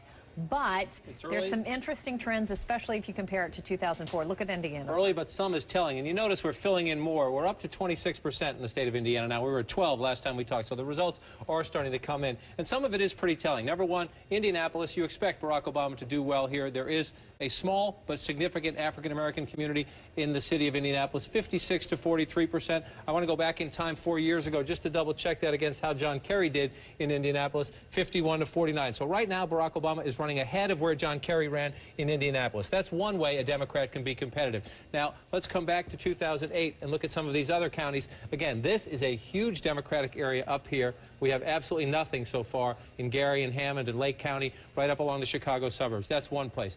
This is a conservative Democratic area down here. That's a place you want to watch. But, Campbell, one of the things you look at are the margins within the conservative counties, and I'm just going to hit one randomly. And I'm going to say here in, I'm not even going to try that one, Kosciuszko County is 1.2% of the population. Look at this, 66% right now for McCain, 33% for Barack Obama. That's a big McCain lead in that county. Well, let's go back in time and just see. How did the Democrat run in that county last time? 21%. So Barack Obama is running ahead of where Kerry ran in these rural areas. Noble County, you come back over, 69 for Bush, 30% for Kerry. Let's come back in time here. Fast forward in 08. Wow. And again, Barack Obama is running ahead of where John Kerry ran in the rural areas. And so Barack Obama is not going to win most of these counties out in rural Indiana. But right now, looking at the early results, he's running well ahead of John Kerry, which is critical. Keep the Republican margins down out in the rural areas and then run up the numbers in Indianapolis, which at the moment he is doing. Another key area, college campus is huge for Barack Obama. South Bend, Indiana. We know it is there, the University of Notre Dame. Right. It's a Catholic county, St. Joseph County there. Barack Obama right now running ahead of John McCain there significantly, and 82% of the vote is in here. So this is almost done here. 59% for Barack Obama in this county. One more check back in time, and you see George W. Bush carried this county 4 years ago by a narrow margin, but Barack Obama, again, outperforming John Kerry, and in some of these counties, even outperforming George W. Bush. Still a long way to go as we watch that. But at the moment, if you're the Obama campaign, even though at the moment McCain is leading in the state, if you're the Obama campaign right now, you are very encouraged. And a lot to keep an eye on here in Gary, as you said, which is generally Democratic in Evansville. We got a projection, so let's throw it back to Wolf, and we'll come back and do Florida in a minute. Wolf? All right, Campbell, here we go. CNN now projects that South Carolina and its 8 electoral votes will go to Senator McCain, even though he's down with 1% of the precincts reporting. Based on the information that we have, the exit polls, as well as other information coming into the CNN Election Center, John McCain, as expected, will carry South Carolina and its 8 electoral votes. That, as I said, was fully expected. We're getting ready, by the way, the top of the hour. Several states are going to be closing, 15 states and the District of Columbia. Here's what we have right now. If we add up the red states, Kentucky and South Carolina, that adds up to 16 electoral votes so far for John McCain. Vermont up in New England has 3 electoral votes. We've projected it will be going for Barack Obama. Those yellow states are still up in the air. We don't have enough information to make a projection in those states right now. There you see the states that will be closing in 2 minutes and 4 seconds. We will have projections at the top of the hour in 2 minutes in these states. 15 states and the District of Columbia at 8 p.m. Eastern will be closing, and we'll be watching very closely to see what's going on. Anderson, you know, as we wait another minute or so before the polls close in these 15 states in D.C., I think all of us are going to be looking forward to seeing what we can do and what we can say about Pennsylvania. Yeah, as we said before many times, the McCain campaign says they have to win the state of Pennsylvania. Jeff Toobin, if you can, try to explain to our viewers, you know, we just saw South Carolina were calling for John McCain, even though on our board, with 1% of the votes in, McCain is down to Barack Obama. How is it that we can project a winner in South Carolina? Well, our exit polls cover the whole state, and we know the history of the whole state. And when there is such a substantial margin in the exit polls, that we are confident that when all the votes come in, one candidate will be ahead, then we feel comfortable making a call. But the key point is we never make a projection in a state that is remotely close if all we have is exit polls. So we wait for the votes. It's not a surprise that John McCain would win in South Carolina. Exactly. It was not a competitive campaign in that. We will never make a projection in a state based on exit polls if it's at all likely to be under close. a minute until polls close. Sure, what you're looking for to see the actual vote in 2 or 3 places actually seem to confirm what you're getting in your exit poll. Is there, if they're close together and it's a landslide, then you can go ahead and call it. But if it's fairly close, as Jeff said, even if you get some numbers, you want to wait and with an abundance of caution. You know, CBS had called for example, South Carolina just a bit ago. And I think CNN waited and was patient. And there's always this question in every news organization how to do this. Got polls closing in just a matter of... Polls, 171 electoral votes at stake. And CNN can project winners in several of those states. In fact, 8 of those states we project will go for Barack Obama. Take a look at this. We project that Senator Obama will carry the state of Massachusetts with 12 electoral votes. That's fully expected. We also project that Senator Obama will carry his home state of Illinois, 21 electoral votes, fully expected. Connecticut will go for Barack Obama, 7 electoral votes. New Jersey, as expected, will go for Barack Obama, and it's 15 electoral votes. New Jersey, widely expected. Maine, there are 4 electoral votes. We're projecting that 3 of those 4 electoral votes in the state of Maine will go for Barack Obama. Maine, one of 2 states that could divide up their electoral votes. Nebraska, the other state that divides up. All the others are winner take all. In Delaware, we project that Barack Obama will carry Joe Biden's home state, 3 electoral votes in Delaware. In Maryland, 10 electoral votes. Barack Obama will carry Maryland. And finally, the District of Columbia, and 3 electoral votes. Barack Obama takes Washington, D.C. We project that John McCain will carry 2 states so far that have just closed, Oklahoma, and it's 7 electoral votes. Oklahoma going for John McCain, and Tennessee, 11 electoral votes going for John McCain. We project those 2 states. Now, there are 6 states that have just closed their polls. We cannot make any projection in right now. Those states are Alabama, Florida, Mississippi, Missouri, New Hampshire, and Pennsylvania. Florida, Missouri, New Hampshire to a certain degree, and Pennsylvania, those all are considered battleground states. We don't have enough information yet to make a projection in those 6 states. But based on what we have projected so far, right now, Senator Obama is ahead with 77 electoral votes. The blue states are his, 34 for John McCain. The red states are his. The yellow states, the polls have closed in those states, but we have not yet been able to make a projection in those states. We're getting more information over at Voter Analysis, and I want to go to Soledad O'Brien and Bill Schneider because they're going through the exit polls to help us better appreciate what is going on in the country right now. Soledad? All right, Wolf, let's take a closer look then at South Carolina. Very interesting there. A couple of interesting categories to look at. So first, South Carolina. Okay, let us go to South Carolina, which is red here because it has gone for John McCain. Now, take a look at African-American voters in South Carolina. They were 26. They were about a quarter of the vote, almost unanimously, 96% for Barack Obama. That, of course, was expected. On the other side, you have white voters who voted for John McCain. Where are the white? There they are. White voters. This is quite a phenomenal showing. McCain got 71% of the white vote in South Carolina, and where he especially did well were white evangelical born-again voters who were no less than 39% of the voters in South Carolina. They voted a solid 84% for John McCain, which is better than George Bush did nationally in the last election. So this picture here, these graphs in a nutshell, why John McCain was able to walk away with South Carolina. Wolf? Soledad, thanks very much. And as we continue to watch what's going on, let me just recap what we know so far. Of the states that we have made projections on, Senator Obama right now with 77 electoral votes to 34 for John McCain. Remember, 270 is the magic number. You need 270 electoral votes to be elected president of the United States. So right now, just after 8 p.m. on the East Coast, Senator Obama has an advantage, but it's still very, very early in this night. Let's take a look once again. I'll update you on the poll numbers, on the election results that are actually coming in. These are real ballots, not exit polls. In Florida right now, with 15% of the precincts having already reported Senator Obama maintaining his advantage, 55% to 44%. It's just changed, actually, 55%, 45%. He has a 316,150 advantage over Senator McCain in Florida.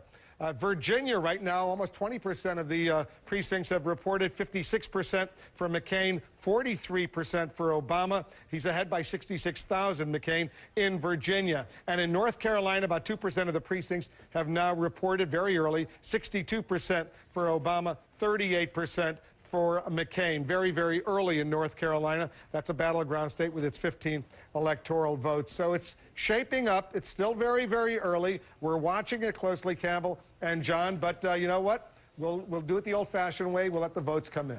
Oh, old-fashioned. Wolf, what's wrong with you? Let me ask you. We know we're being conservative here, but we've all been talking about Pennsylvania. Pennsylvania closed. Why? Show us quickly why we haven't called Pennsylvania yet. Because we don't have any votes. There is a wide outline of the state of Pennsylvania. And Campbell, we could go back in the primaries. There are a couple of examples. Missouri comes to mind as one of them, where others, there are competitors. We love them dearly. We're not on a limb and made calls that turned out to be wrong. We're not going to do that here. We're just going to be extra conservative and count the votes. We know what the exit poll says. People have seen the public polls. You can guess at home if you want, or but we're going to be conservative. We're going to count the votes. I'm all for that. Okay, now let's look at two states, because I know we've got additional information in some of the counties, Indiana and Virginia. I want to go into Virginia first. We'll look at Virginia here, and it's starting to fill in, and you see a lot of red here, and you see Senator McCain running ahead right now. Only 20% of the vote in. Couple key things. Number one, this is a key battleground area. I'm going to turn this up and stretch this out a little bit. This is a key battleground area down here in southeast Virginia. You have Christian conservative area in Chesapeake, also in Norfolk, a military community, naval bases, key to Senator McCain. Also, though, in Norfolk and Hampton Roads, a significant African-American population. This is a battleground in southeast Virginia. We have no votes. That's why it's white there. I want to come back up here. We also have very few votes up here in the Washington suburbs, and this is ground zero for the state of Virginia because of the fast growth of the Washington suburbs and the more Democratic leaning over the past 10 years of the Washington suburbs. So not much in there yet. So if you're the Obama campaign, you see these early numbers and you're saying, let's wait and see what happens more up in the state. I do want to show you something. We just showed this in Indiana. I want to show it again in Virginia because we're beginning to see a pattern state by state, and we can go to Florida and see it as well. I'm going to randomly pick a county. I didn't know where I was going. We're going to Louisa County in central Virginia, and you see John McCain getting 57% of the vote with 36% of the vote in. Here's what I'm doing, Campbell. I'm just going back in time and testing a trend because we're seeing this everywhere. I'm going to go back to 04, 59-40. That one's not so bad. That is more comparative, pretty close to 4 years ago. Let's come fast forward again, and let's pick another one in another part of the state to see if John McCain, the reason I'm doing this, to see if John McCain is running as strong as George W. Bush in some of the critical areas. You come down here along the North Carolina border, Halifax County, McCain 52, Obama 47, 91% of the vote in. So we're close to a full county here. Let's go back in time. Again, not much population there. We just want to see the trend then and now. Let's go back 4 years ago. McCain has 52 now. George W. Bush 4 years ago, 57. So he's underperforming. That's not as dramatic as we saw in Indiana, but you're seeing that across the board. John McCain cannot afford to underperform George W. Bush in rural Virginia because what we expect to happen in the Washington suburbs, what we expect to happen in the African-American community in Richmond and down here in Norfolk, John McCain has to at least equal George W. Bush in the rural parts of the state. He needs to be overperforming in those areas to compensate for the growth up in northern That's what your hunch would tell you. He has to at least match up, but the way Northern Virginia is trending Democratic, if he's going to hold it, he has to hold everything Bush did, and we're seeing this increasingly. I'm going to come down to Florida. This is 2004. I'm going to come right here. I'm going to bring Orlando out. This is 2004. This is a big and growing county. Independence. This is a swing area in Florida, which is why Kerry Bush 50-50, right? Okay, let's come forward now to 2008. This is what we see so far in Orlando, 77% in, Obama 60, McCain 39. If numbers like that continue to hold, and again, 20% statewide, everybody take a deep breath, break out the pretzels. We're going to have to let the count come in here. But this is the I-4 corridor, too, which is the deciding. This is the money. In Florida, this is the money. This is where, in a close race, it is decided right here. And again, 20% statewide, but watch all this blue. And I'm going to go back 4 years ago. Remember, you see blue over here in St. Pete. You see Orlando and in the central Florida area. Excuse me for stepping across, but we're going to go back in time now to 4 years ago. Remember all that blue? Well, there's a lot of red. And if Barack Obama continues to hold those counties right in here, and if McCain continues to underperform the Bush numbers, you can see where the night's going. Demographic changes here, too, a big factor? Absolutely. Absolutely. This is one of the areas, and we can show you that, actually. Let's come up to the demographics here. We can show you that it's a little more difficult to see here, but this is an area where we see, the more you see the colors is the more intensity of something. You're beginning to get a larger Hispanic population up here in the I-4 corridor. You also have registration changes, Campbell. Used to be more Republicans. Now there are more independents. Democratic registration is up. Independent registration is up. Republican registration is down. This is the swing area in Florida. I want to turn that off and come back to where we are. If a lot of this is blue at the end of the night, Barack Obama has a pretty good chance of winning Florida. George Bush turned it red 4 years ago. This is a critical battleground. All right. Do we have time? Let's go to Indiana real quick and get your read there, because I know we've got a few more counties in Indiana, and it's that same trend, comparing it to 2004. This is filling in, and you see a very competitive race right now. McCain ahead, 32%, so we got about a third of the vote in. We have a long way to go. But again, if you look at it, remember what we said before. This, we know, will be a pretty Democratic area. It's not in yet. This is a college campus area right here. It's not in yet. Turn off the telestrator so I can bring this out. This is a college area. It's not in yet. You move over here. Obama's running pretty well in these rural counties. And key, again, let's just pick one out of the blue. We're going to go. We came there before. Let's try another one over here, and let's come up here to the corner. Steuben County, only 0.5% of the population. McCain's getting 54% of the vote. Let's go back in time. Compare him to George W. Bush in Steuben County. Wow. Bush getting 65% of the vote. Everywhere we look, almost everywhere anyway, McCain is underperforming Bush, which is a problem. A bad sign for McCain in Indiana. We'll keep an eye on it. Still, as you mentioned before, John, still only 33% total, I think, for the state of Indiana reporting. So a lot more ahead. Wolf, let's go back to you. All right, guys, thanks very much. I want to show our viewers what's going on. First of all, in Chicago, this is Grant Park. You're looking at these live pictures. Thousands and thousands of people have shown up there. Eventually, they anticipate that Barack Obama will be speaking there at some point down the road. That's where they've gathered. And out in Phoenix, there you see the ballroom at the Biltmore Hotel. Senator McCain eventually will be speaking there. They're getting ready for that. They're in Phoenix in the ballroom at a beautiful hotel, the Biltmore Hotel. I want to go back to Grant Park in Chicago right now. Suzanne Malveaux is our reporter there. She's right in the middle of that crowd. Suzanne, we got a better microphone for you this time. Hopefully we'll hear what you're saying, because you have a very enthusiastic crowd, and they're going to be screaming no matter what you say. Wolf, I'm going to try this again. Hopefully you'll be able to hear me, but they're watching CNN. They're listening to CNN, so they are very, very excited. We expect about 70,000 people to be here in Grant Park. I want to give you a quick overview here. You've got the crowds gathered here. You've got hundreds and hundreds of cameras of media from around the world covering and watching this particular event. If you go over behind me, you'll also see the podium. That is where Barack Obama will be speaking. It's in front of 25 flags and glass plates to protect him. Unprecedented security. And then, of course, you see the monitors in the background watching themselves, watching the excitement, the anticipation, Wolf. You can't believe they're not waiting for the results. They are already starting the party here in Grant Park. And I'm telling you, it's not just here. They're expecting 500,000 to 1 million folks along the lakeside. It has already started here, Wolf. All right, it's very exciting. We heard every word that you said, Suzanne. I love those microphones. We were using those at the conventions, and our viewers not only can see us, they can hear us as well. That's really important. Suzanne Malveaux will be getting back to you. I want to go to Dana Bash right now. She's over at the Biltmore Hotel in Phoenix, Arizona. There you are, Dana. You got a nice microphone. Tell us what's going on where you are.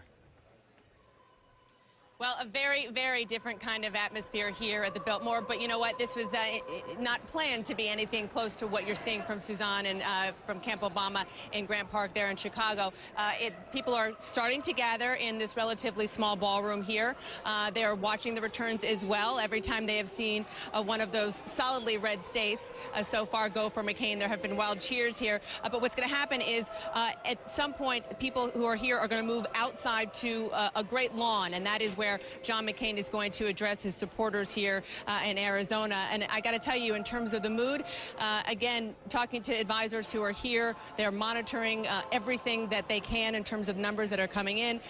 And it hasn't changed much. It is still stoic. It is still realistic. And they are trying to sort of keep their chin up and realize over and over and over, they tell us, this is a very difficult year for any Republican, and they say that there will be time for postmortems in the future, but right now they say they're just going to keep their fingers crossed that John McCain can do what he has done many times before, which is pull off a big surprise. But again, I think realism is probably the best word to use to describe Camp McCain right now. Good word, and they're applauding. They're not applauding Dana Bash, the Phoenix Boys Choir behind her. They're applauding. They did a nice job. We can hear them in the background during your report, Dana. We're going to be getting back to you soon. All right, Dana Bash is in Phoenix. Suzanne Malveaux is in Chicago. Let's update you on what we know right now. Here are the votes as they're coming in, with all these states now having closed. In Ohio, less than 1% of the precincts have reported.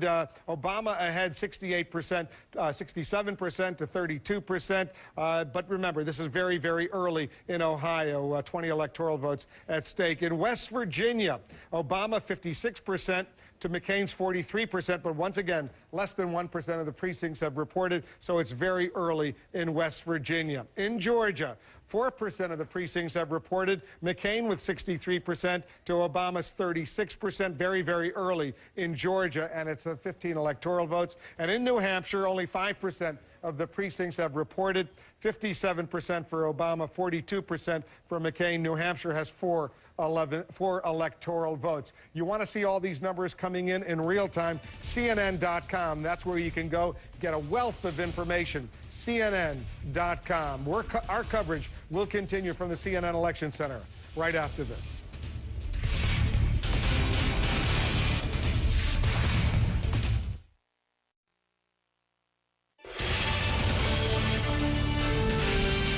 All right, we're back here at the CNN Election Center. By the way, Anderson, Arkansas closes at 8:30, so we'll see what's going on there. But a whole bunch of other states close at 9 p.m. on the East Coast, so the numbers keep on coming in. And we're still watching some of these key battleground states. Virginia, we're looking at Pennsylvania, Georgia, a lot of places. Florida, we're watching very closely. North Carolina as well. A lot to cover in these next couple of minutes. Yeah, I want to walk over and update our viewers on what we know right now. Let's go to Florida. Already 30% of the vote of the precincts in Florida have reported, and Senator Obama maintaining an advantage, 53% to 47%. He's up by 251,332 votes. 30% of the precincts, Florida. Critical number of electoral votes, 27 at stake. In North Carolina, another battleground state, right now only 5% of the precincts have reported. 58% for Obama, 41% for McCain. An advantage for Obama, 172,720. But remember, that's early. Only 5%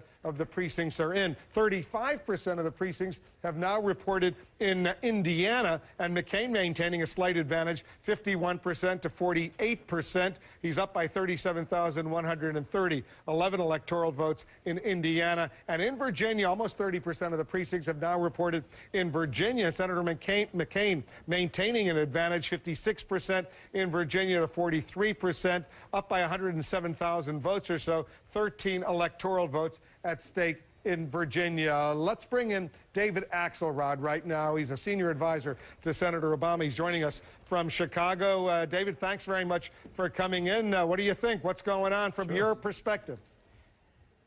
Well, good things, Wolf. I mean, we like what we see around the country. We like the turnout. We like the early returns. We're thrilled that Indiana is competitive. Obviously, Pennsylvania was a key. The McCain people identified Pennsylvania as a must-win state for them to put their 270 together. So, and we're looking forward to the returns from the western states where we think we're going to do really well. Early vote out there was really robust. North Carolina looks interesting. And, you know, I mean, the inspiring thing is that all over this country today, people came out sometimes waiting in long, long lines for hours and hours to participate in this process of changing the direction of the country. And we think at the end of the day that's exactly what we're going to do. Tell our viewers in the United States, David, and around the world what Senator Obama is doing now, where he is, Michelle Obama, and what we can expect to see them, to hear from them over the next few hours. What's your game plan? Well, he's home right now with his family. As you may have reported, as you know, he played his traditional basketball game with friends and staff late this afternoon. It's become sort of a tradition and a lucky one for us, so we didn't want to disrupt that. He went home spending quiet time with his family. He's going to come downtown later this evening, and he'll come out and speak. We've got a great crowd in Grant Park, as you know. He's going to speak when we know something and when it's clear. We don't need to. We've waited 2 years, Wolf. We can wait a couple more hours to to draw conclusions. I know he's superstitious about playing basketball on Election Day. Any other superstitious elements that go on a day like this?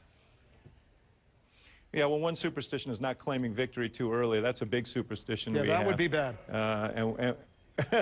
And so that's something that we're not going to do. But no, that's the big one. You know, he carries around some, people give him lucky charms around on rope lines and at town hall meetings and so on, and he's carried those in his pocket through this campaign. But look, I think ultimately this isn't really about luck. It's about whether or not the American people respond to your message and believe that we should move in a new direction. And I think tonight we're beginning to see that that's exactly what this country wants to do. All of us were deeply saddened yesterday when we learned that his grandmother, his 86-year-old grandmother, passed away. How's he dealing with this enormous loss? We know how much he loved her and what a critical role she played in raising him. Well, no doubt she played a formative role in his life, and much of who he is as a result of her love and her guidance. But it was not a huge surprise. She had been ill. He had been told that things were grave. That's why he went to Hawaii, you know, toward the end of the campaign, because the doctor said it may well be that she wouldn't make it to the election. And I think yesterday he was feeling very happy that he had done that he had been able to see her, and that meant a lot to him. But of course it's hard, and you know, I think he's been buoyed by the enormous outpouring of people who've sent their good wishes. And yesterday in that crowd, you could sense it. There were tens of thousands of people, and they were all there supporting him through that difficult moment. So, you know, that's some solace right there. Yeah, I'm sure. Our deepest condolences to him and his family. Is there anything you're seeing, David, right now that is giving you a little heartburn? Any problems out there as far as voter irregularities or surprises that you might not necessarily like? Well, of course, there are always issues at the polls, Wolf, and we want to make sure that everybody who's been in line gets a chance to vote, and we're making sure that that happens. But if you ask me what's giving me heartburn, it's that I can't exactly figure out what should be giving me heartburn right now, and that's an unusual position to be in, and I'm trying to deal with that, you know. The main thing is just to, you know, we would love to make the clock go faster and get the numbers counted and come to some conclusion, but everything we see at this juncture seems positive to us, and not just positive about the outcome, but positive about the possibility of putting together a new coalition. He's spoken since 2004 about breaking up this red state, blue state paradigm. I think we could possibly do that tonight. But you haven't unleashed these thousands of lawyers that you have on standby all over the country. That has not been necessary right yet. Is that true? Well, and there have been places where we've needed to intervene to make sure that there were more voting machines or ballots available. But I don't see any gross irregularities, any pattern of irregularities, just the normal stuff you'd see on an election day, and that's very positive. But we're prepared even now for anything that might arise. Finally, I just want to show our viewers once again the live pictures. Thousands of people are gathering in Grant Park right now. They're obviously very excited in Chicago along the lakefront there. But at some point later tonight, you anticipate Senator Obama and his family making the move and going over there. That's where he's going to address his supporters. Is that right? Absolutely, yes. He'll be there, and we're looking forward to it. It's great to be back in our hometown to be with our great supporters. So we're looking forward to that, and we're just asking for a little bit of patience while the votes get counted here. All right, you've been patient a long time. You can be patient a little bit longer. David Axelrod, thanks very much. We'll be talking. David Axelrod is in Chicago. We're watching all of this unfold. We've got new numbers coming in, more poll closings, getting ready for that. CNN.com is where you can get all the results coming in live. Stay with us. Our special coverage from the CNN Election Center continues after this.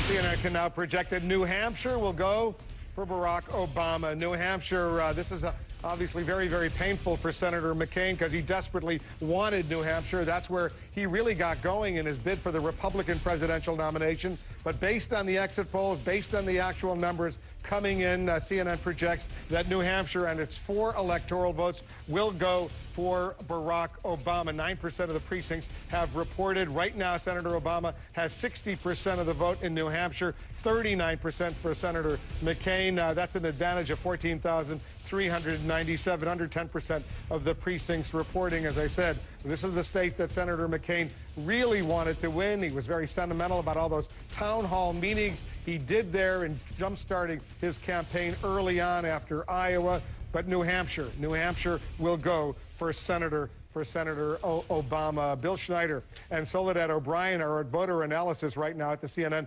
Election Center. Soledad, what are we seeing? Why are we giving New Hampshire to Senator Obama? Let's go right to the voter analysis board.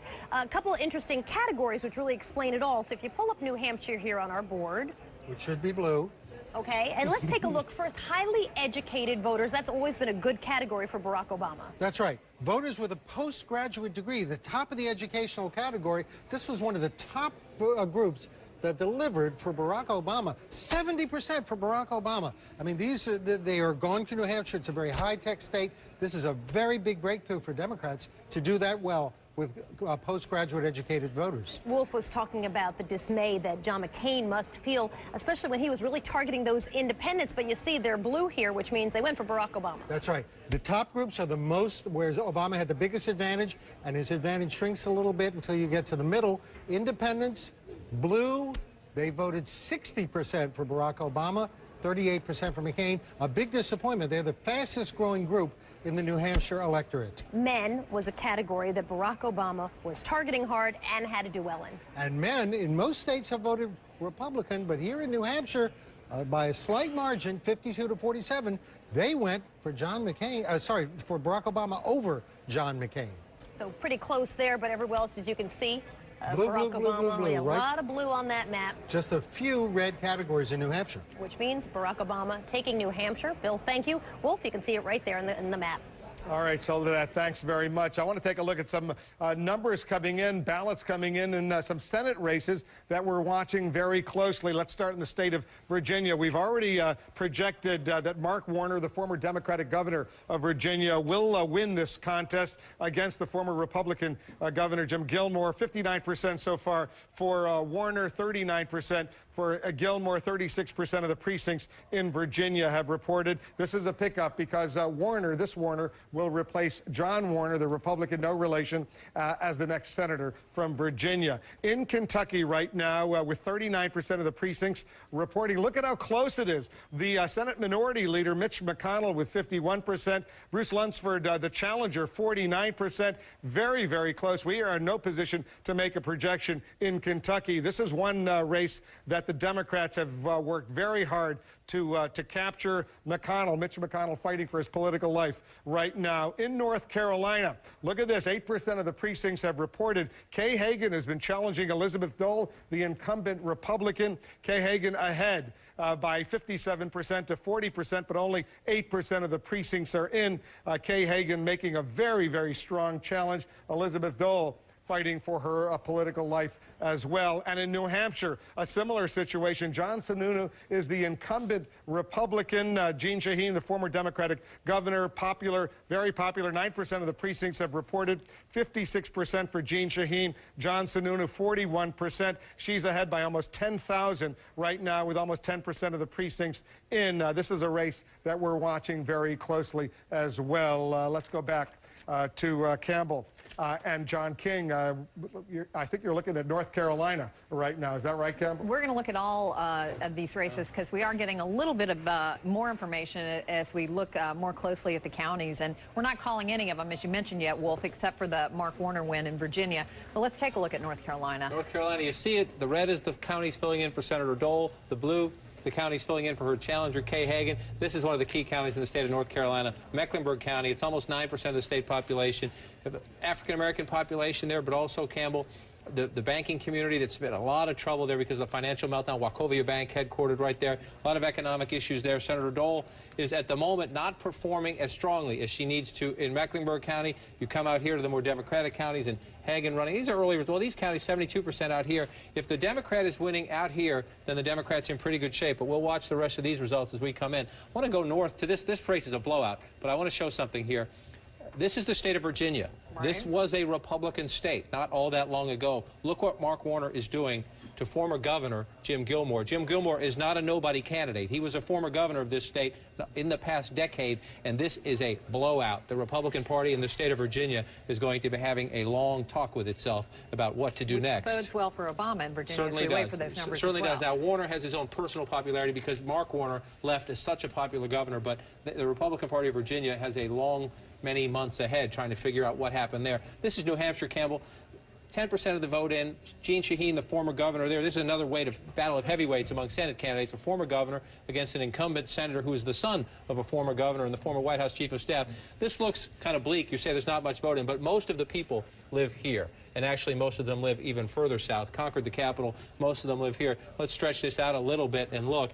Many of you might be familiar with this area from the Democratic primary. This is Manchester, almost 9% of the population. And this is what Jean Shaheen needs to win. She's running very well in this blue-collar area. This is where Hillary Clinton beat Barack Obama in the Democratic primaries. It's where the people live. You want to get them there. And one other key place is out here on the coast, Portsmouth, Democratic town out right near the coast of New Hampshire, and Jean Shaheen running well ahead there with about 40% of the vote in there. So the early numbers suggest the Democrats are in for a strong night in New Hampshire. We will watch because this part of the state, more rural, right. Sununu will do well up in here. The question is down here where the people live, and one of the places we haven't seen anything yet is Nashua. That's another big city in the state of New Hampshire. Let's take a quick look at Kentucky, because this one, as Wolf pointed out, is still way, way too close to call. But this is a crucial seat. Mitch McConnell trying to hold on to a seat here. He is the leader of Senate Republicans, and in a year when you know the President of the United States is largely being repudiated by the vote happening tonight. John McCain is in a very tough race, and let's assume for the sake of the argument it's a long way to go, but if McCain loses, who is the leader of the Republican Party? Well, Mitch McConnell, the Senate leader, is one of the highest-ranking Republicans in the country right now, and as you can see, he is in quite a race here. Let me erase this so you can see the numbers more clearly. This is one of these races, Obama put some money in the state. The Democrats put some money in the state because they would like to beat Mitch McConnell. It's also a place, though, where the leadership supported that financial bailout. Right. That was the thing the leadership had to do, but some voters didn't like it. In many places, you do see a bit of a backlash for people wanting to blame somebody for what has happened to their 401ks and everything else, and the uncertainty in the banking community, the uncertainty in the economy. If you're an incumbent, especially a Republican incumbent on the ballot who supported that, you're having a tougher race. And this is an interesting map when you look at it filling in. The Democrat is doing well where he needs to. Out here, when you start getting out into these rural counties, Democrats putting up some respectable numbers. We're going to be watching this one for a while. Mitch McConnell, the Senate Republican leader. If he were to lose tonight, then we would have a Democratic wave. Right. Still early. Again, the only race we've called is Mark Warner in Virginia. But as you said, things looking very good for Democrats right now in terms of the balance of power. Wolf? Guys, thanks very much. Let me update you on these votes that are actually coming in from these battleground states, including in Florida. Almost 40% of the precincts have now reported in Florida, and Senator Obama continues to maintain his advantage, 52% to 48%. He's up by 178,000 votes in Florida. 39% of the precincts have reported. We'll walk down to North Carolina right now. 12% of the precincts have reported. Senator Obama ahead here as well, 56% to 44%. Ahead by 166,598. In Pennsylvania, it's still very, very early. The numbers are coming in slowly, but they'll pick up very, very quickly. The polls closed there at 8 p.m. on the East Coast. Less than 1% are in. Only about 12,000 votes have been counted so far. 65% for Obama, 34% for McCain, a difference of 3,900. In Texas, the polls won't all, in the entire state, won't all be closed until the top of the hour, 9 p.m. Eastern. But about 3 million votes have already been counted in Texas. 51% so far for McCain, 49% for Obama, but only 1% of the precincts in Texas have been counted. We're going to continue our coverage, but first we have a projection.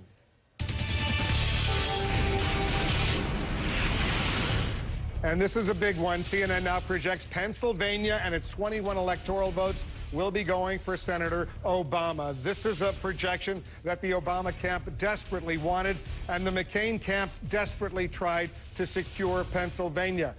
It's a very, very important win. Even though Pennsylvania usually goes Democratic, Senator McCain made a major effort over these past several months to try to win Pennsylvania. But unfortunately for Senator McCain, it wasn't to be. These are live pictures you're seeing from Grant Park in Chicago. They're watching us on the big screen there, and they can see. They must be very excited. Those are Barack Obama supporters. With Pennsylvania, we project now going for Senator Obama. This is a state that they fought fiercely over these past several weeks. Senator McCain a few weeks ago gave up on Michigan, not that far away. It was in Pennsylvania that he made a major, major effort going from the east part to the west part, north and south Pennsylvania. But Barack Obama will go forward and win this state. Candy Crowley is over at Grant Park in Chicago watching this. Candy, they must be thrilled because this is a huge, huge projected win for Senator Obama. And what's really interesting is they know that. The fact of the matter is we have talked a lot about Pennsylvania, as you mentioned. It has been a Democratic state for some time, but John McCain put so much of his last-minute time and so much of those precious dollars into Pennsylvania, and this is a crowd that knows that. I mean, that's how closely people have been watching this race. I have been amazed from state to state to state how many people understood the whole process, knew which states were important, understood where John McCain had to win, where Barack Obama was doing well. I mean, the specificity of the knowledge of some of these voters has been amazing. I think we've seen that, obviously, in our coverage and our numbers, and I see it out here on a daily basis, how really in tune these voters are, and that's, I think, what you're seeing here, because Pennsylvania got the biggest applause of all as you've been going through these states, calling them for either Obama or McCain. And clearly, inside Obama headquarters, although they expected this win in Pennsylvania, Pennsylvania wasn't even on Obama's itinerary in the final days rolling up. He was totally in those Republican states. So they were pretty confident about Pennsylvania, but this just obviously reinforces that confidence, Wolf. All right, Candy, stand by. I want to go out to, I want to show our viewers, first of all, Times Square. We've got cameras there. A lot of folks have gathered in Times Square here in New York. They're watching the CNN monitors there. There you can see them. They see themselves on television, so they're obviously excited. But a huge crowd has gathered at Times Square. The Obama supporters there are no doubt very excited that we have now projected Pennsylvania going for Senator Barack Obama. Let's get some feedback on how the McCain campaign might be reacting to all of this. Dana Bash is over at the Biltmore Hotel in Phoenix, Arizona. We can't stress how important Pennsylvania was seen by both of these campaigns. Dana, walk us through this loss for the McCain campaign, what it might mean. It means a lot. It is a big loss, and Candy just laid it out from the Obama campaign's point of view. But from John McCain's point of view, we spent both days of the last weekend there. He was there several days last week. He deployed his running mate, Sarah Palin, to that state because they, particularly in the last couple of weeks, put everything into trying to turn that blue state, the state that has been blue for 20 years, red. They knew it was an uphill climb. They have said over the past week or so that their internal numbers did see that it was closing a little bit. Public polling, I think, did reflect that as well. But look, I mean, I just got a reaction from somebody who was here when we got the news and told them, they said the reality is they're not that surprised, and now what they're doing is they're focusing on the state of Virginia. McCain aides here tell me that that is really the next thing to watch, to be honest, to see how early this thing is going to be called, and perhaps how early we're going to see John McCain come out. Well, we're going to watch it closely. You're at the Arizona Biltmore Hotel, and at some point later tonight, Dana, we'll be hearing from Senator McCain there, just as we'll be hearing from Senator Obama at Grant Park in Chicago. A bunch of states are getting ready to close their polls at the top of the hour. We'll update you on what we know. Stay with us. CNN.com. You can see all the results coming in live. Our coverage continues after this.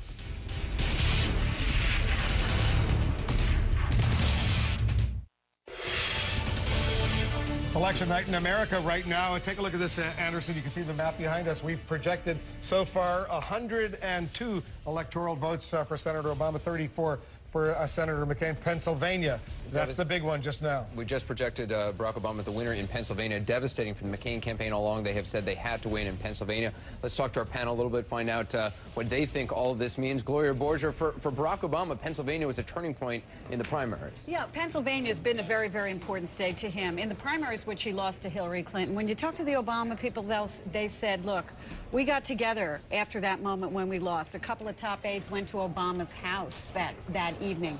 He decided to take ownership of the campaign. After the loss in Pennsylvania, they started holding nightly conference calls with top advisors, which Obama runs up until, yesterday for 5 or 10 minutes each night. They understood that loss in Pennsylvania. They understood how Hillary Clinton beat them in Pennsylvania, and they knew they had a lot of ground That was then. This is now. Tonight it's a win for Obama. Huge. Is there still a path forward for John McCain? Hard to see one. I think we know two things now, Anderson. One is that victory is almost within the grasp of Barack Obama. We'll have to wait for a little more. But I think it's also very interesting what John King has been reporting on the county by county and how many instances, Orlando being the most important, that Obama is doing so much better than John Kerry did 4 years ago, and McCain is doing worse than Bush. That suggests this could be a very big night for Obama. Not just a win, but a very big win. We need more information. Bill Bennett, do you see a path forward for John McCain? Not much. Extremely difficult. If I heard correctly, CNN has called both New Hampshire and Pennsylvania. That really closes off a lot. And given what John King is saying about these counties in Florida, very difficult to do it from here. And for the Democratic National Convention, a white male labor leader pulled me aside. He said that we are going to our members and saying, look, African Americans have been behind us, supporting our candidates, and we're going to get in the face of our fellow brothers and say, we're going to back this Democrat, and he's an African American. For them to send 15,000 labor members into that state, for them to call them, and anybody who was wishy-washy, that would send somebody directly to their home, they understood between the strategy of the Obama campaign and the union support, they needed to confront what they thought was a serious problem, and that is ambivalence about voting for Obama. Great strategy, and I think concert between their strategy and union, it certainly paid off with this victory. And remember how much time we spent discussing whether Hillary Clinton's voters would back Barack Obama. Exactly. We That saw was like polls. 4 years ago we were talking It about was that. about 4 years ago, yes. But I mean, we saw polls that said half of them wouldn't vote for Barack Obama, and we are going to see close to 100% of Hillary Clinton's voters. And part of that is due to Hillary Clinton, who has campaigned like an absolute soldier for Barack Obama. And I think that is a significant But message isn't of going to tonight, win those too. rural voters over that he lost to Hillary Clinton? I want to bring back in the our state of other Pennsylvania. panelists over here. James Carville, what do you see on the map right now? What are you looking at? Do you see a path forward for John McCain tonight? No, obviously there's not a path that he can win. I'm looking at these Virginia returns, and I can't, I don't have a conclusion to draw there. I think the Kentucky Senate is going to be very difficult for the Democrats to win. Mitch I think McConnell versus Lunsford. Right. I think Mitch McConnell's looking pretty good now because of the Eastern time zone in the 1st and 2nd congressional districts in the Western time zone. These are more Republican districts. Last I saw, though, for that, it was 50-50. Right, but you'd have to do, my sense is, in talking to people on the ground in Kentucky, that the Democrat would have to do better than 50-50. The state has two separate time zones. They have to be doing a little bit better. If Mitch McConnell is able to hold on to his seat, does that deny the Democrats from being able to reach 60 seats? Georgia becomes very much in play, and people from Georgia tell me that Martin is outperforming typical Democratic numbers. It could be a runoff. We could be faced with a situation. I'm not saying this for sure. There's an independent candidate. There's an independent candidate, and Georgia has a runoff provision. If you don't get to 49%, you have an election. So we may not know until, I think, December 2nd is the runoff. That's a possible scenario here. I don't want to say it's likely, but it's very possible. And like Columbia County, other places, people are telling me that Martin is running pretty good for a Democrat. But very similar to what happened actually last election in your home state of Louisiana. When George Bush won, there was a runoff there, and they basically voted for a Democrat to keep a check on the Republican president, George Bush. A month from now, Barack Obama won't be on the ballot. It might not be as advantageous for a Democrat. It may actually be it actually augurs well for the Republican, I think, in that situation. Paul, what do you say? I want to come back to Pennsylvania for a minute. This is a state. I knew you would. I know. I love that state. I've done a lot of work there. Hillary won by 10 points. She crushed Barack there. This is where he made the biggest gaffe the only gaffe of the campaign, where he said people cling to their guns and they're bitter and their religion, right? The fact that this is where McCain made his last stand. This was his Alamo, and the same sort of bloody results that the Texans found. I did learn this today when Barack played Senator Obama played his traditional good luck basketball game. One of the people playing with him, a former power forward from Scranton Prep class of 1978, Bob Casey, the senator from Pennsylvania who endorsed Obama early and played a big role in Obama carrying the state today. I'm told we have a projection to make that no doubt we're going to want to talk about in a moment. Wolf?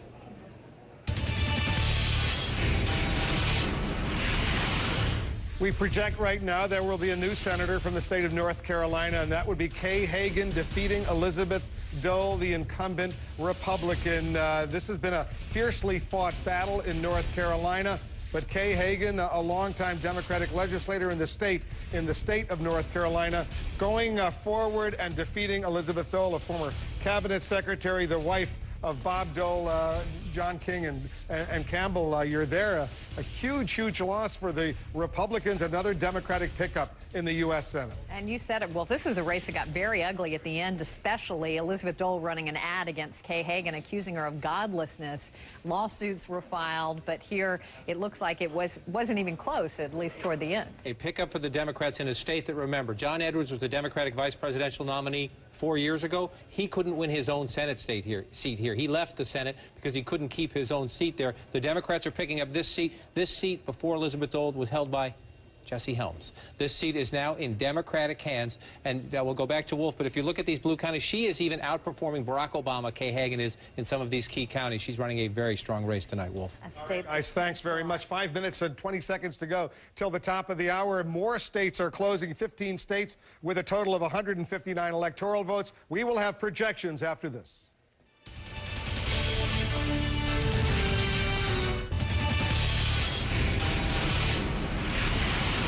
CNN is ready to make another projection right now. In the state of Alabama, we project that John McCain will carry Alabama. They closed almost an hour or so ago. Only 1% of the vote is actually in. Obama's slightly ahead right now, but that's only 1%, very early. But based on a lot of information that we're getting right now, including the exit polls, Alabama and its 9 electoral votes will go for John McCain.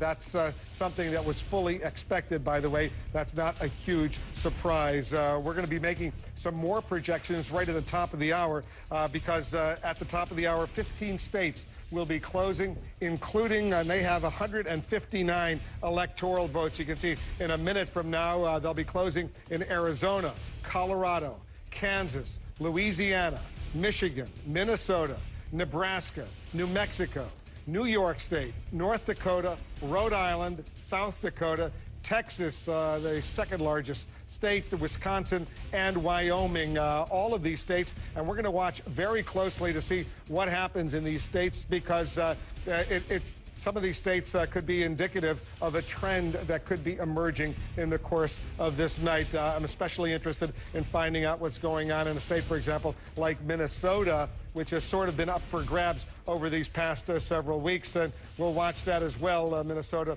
Wisconsin, and a few others. Some of these states are not expected to be any great surprise. As we watch what's going on, we want to remind our viewers that this is a state's Congress, the House, and the Senate. Let's pause. And with the polls closed in these states right now, we can make these projections. Barack Obama will carry these 5 states. Rhode Island, Barack Obama wins, will take the 4 electoral votes. That's not a surprise. Michigan, McCain basically gave up there a few weeks ago. Michigan, 17 electoral votes for Obama. Same for Wisconsin, and it's 10 electoral votes. Wisconsin will go for Obama. So will Minnesota, and it's 10 electoral votes for Obama. And New York State, 31 electoral votes. Not a surprise, but that's a bonanza of electoral votes going for Barack Obama. John McCain will carry Wyoming, and it's 3 electoral votes. That was expected in North Dakota, and it's 3 electoral votes. That will go for John McCain as well. We are in no position right now to make projections in these battleground states, including John McCain's home state of Arizona. We don't have enough information for Arizona and Colorado, Kansas, and Louisiana, as well as no projections for Nebraska, New Mexico, South Dakota, and even Texas, although that doesn't indicate that just because we're not able to make a projection that it's going to be close. It only indicates that we don't have enough information right now. But based on the projections that CNN has already put forward over the course of the past couple hours, right now, Barack Obama has a steady lead of 174 electoral votes. Those are the blue states that you see. 49 electoral votes for John McCain. Those are the red states that you see. The yellow states are where the polls have closed in those states, but we have not yet been able to make a projection. The other gray states out there are states that haven't seen their polls close yet. Let's go to voter analysis. Soledad O'Brien and Bill Schneider can explain better, based on exit poll numbers, what's going on. Soledad? Yeah, we were really interested in drilling down on some of those issues we talked a lot about, certainly over the last 18-plus months. That would be race and age. So let's take a quick look at the demographic of, did race play a role in this race, if you will? Very important. Let's take a look at those voters who said the race of the candidates was an important factor in the way I voted. Now, that was about 20% of the voters. And how did they vote in the country as a whole?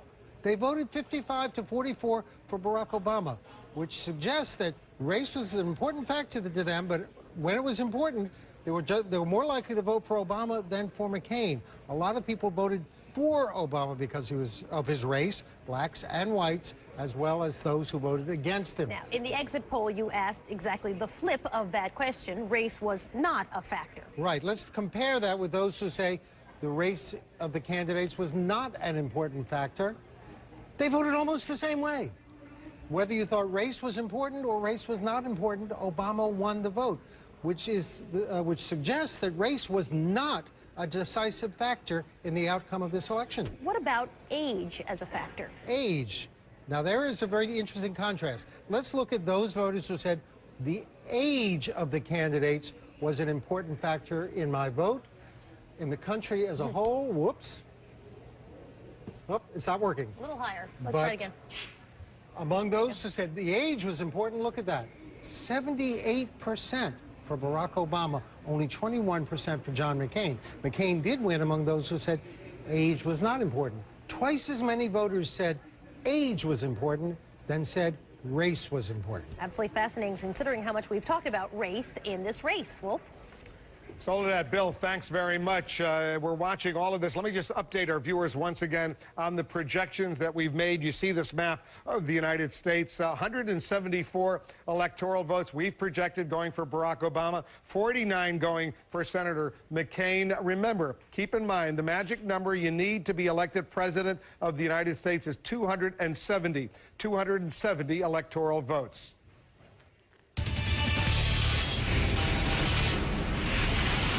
All right, we're ready to make another projection. Two more projections right now. Two more pickups for the Democrats. In New Mexico, Tom Udall, the Democrat, will be elected the next senator from New Mexico. And in New Hampshire, in a fiercely fought battle, Jeanne Shaheen, the former Democratic governor of New Hampshire, she manages to beat John Sununu, the incumbent Republican. That's a pickup. Two more pickups. By my count so far, we've projected 4 more pickups for the Democrats. They had a 61 majority, considering the 2 independents in the Senate, Bernie Sanders and Joe Lieberman, vote by and large with the Democrats.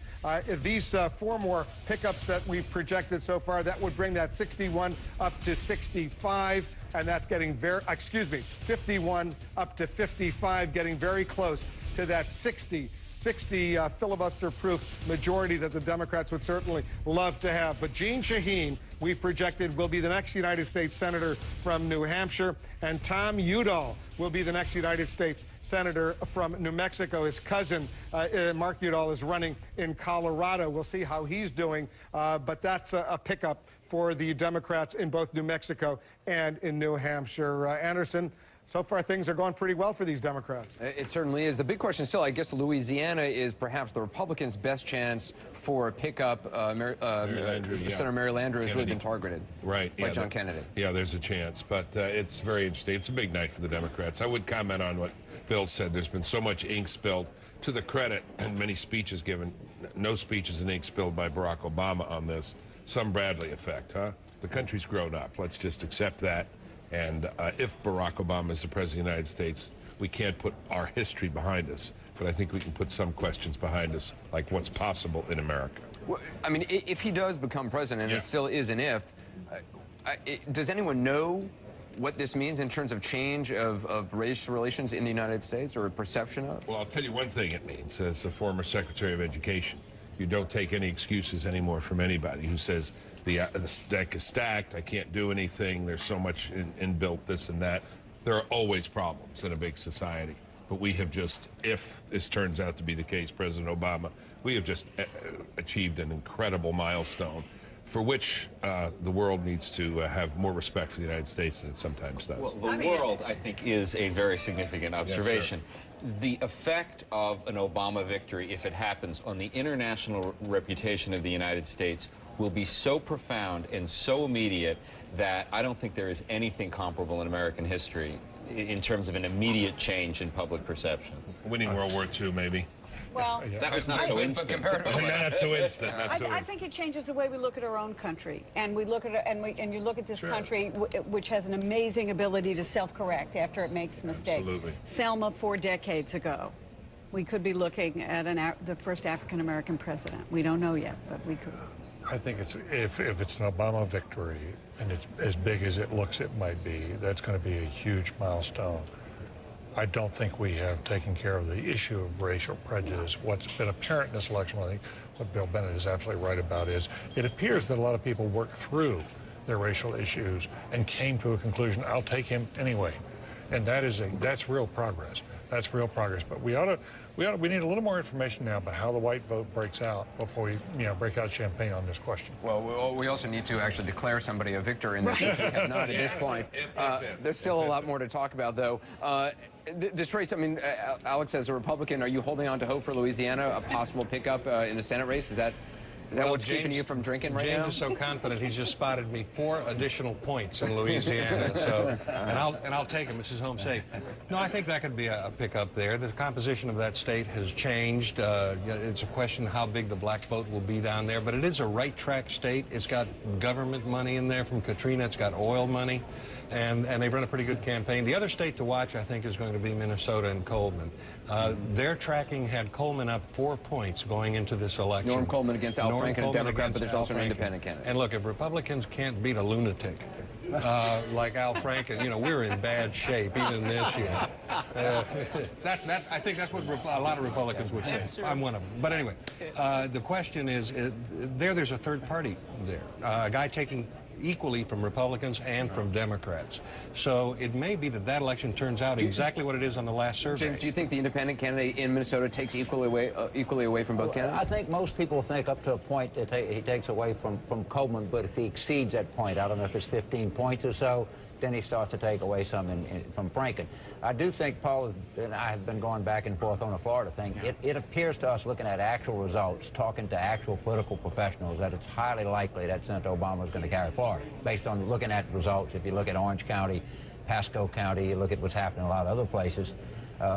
And I think that Louisiana, some good things are happening, but not exactly a right track.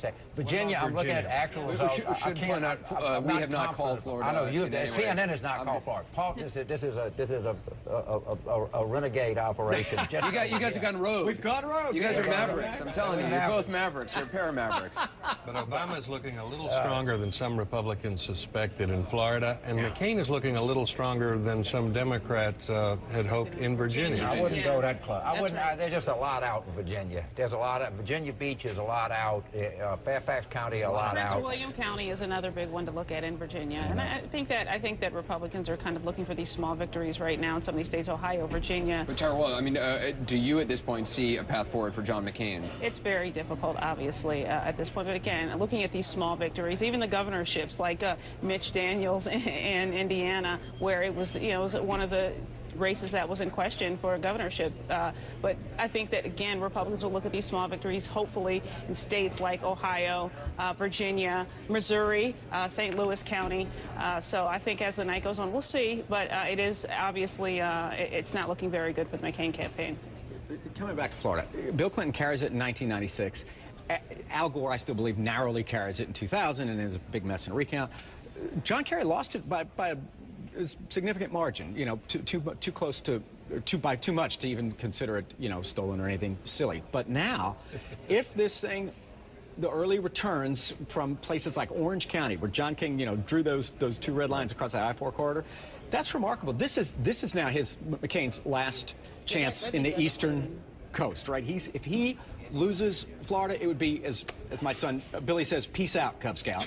That's it for McCain if he loses Florida. More than most states, an elderly population, That's right, really hurt by an economic meltdown. You know, these folks are living no margin for error lives. You know, every dollar in their budget is committed, and when an economic meltdown, something like that happens, they're rocked. So it's not just, you know, you can blame the McCain campaign, but when you have an economic meltdown do you think in Florida, it was just the economic meltdown, or do you think the Clintons helped, Joe Biden helped? What do you think? Well, I think both. And I think, you know, basically what helped is that the Republican brand is held in as low as esteem as any political party in the history of modern polling. I think that, I mean, that's a very obvious thing that's going on in this country. By the way, in terms of young voters are going to break for Senator Obama by probably 65-35. That's probably been the key, is the younger voters. Let's just pause for that.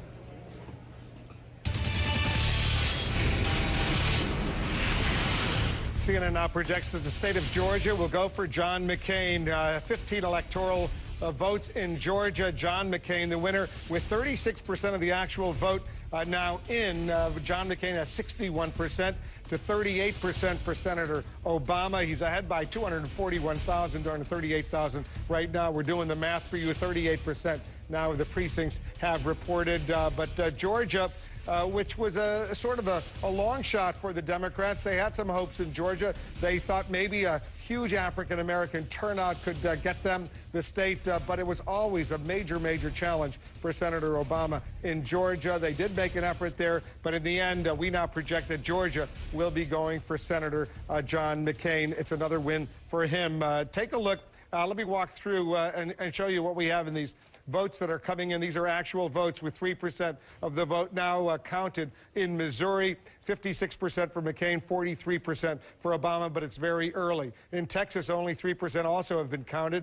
52% for McCain, 48% for Obama. In Ohio, that's a key battleground state. 8% of the vote in Ohio is now in. No Republican has ever won the White House without Ohio. Obama is ahead right now, 57% to 42%. He's up by almost 200,000 votes in Ohio, but only 8% has been counted so far. And in Florida, almost half of the precincts have now reported in Florida. 52% for Obama, 48% for McCain, almost a 200,000 margin for Barack Obama in Florida. That's a huge prize. 27 electoral votes. A lot of people do not see how John McCain can be elected without Florida, but we're watching it. We're watching the votes coming in. Almost half of the precincts there have been counted. CNN.com. Go there. There's a lot of information you can get on your most important races, on the presidential race, the Senate, the House, the governor's races. CNN.com. That's where you can go. Our coverage continues right after this.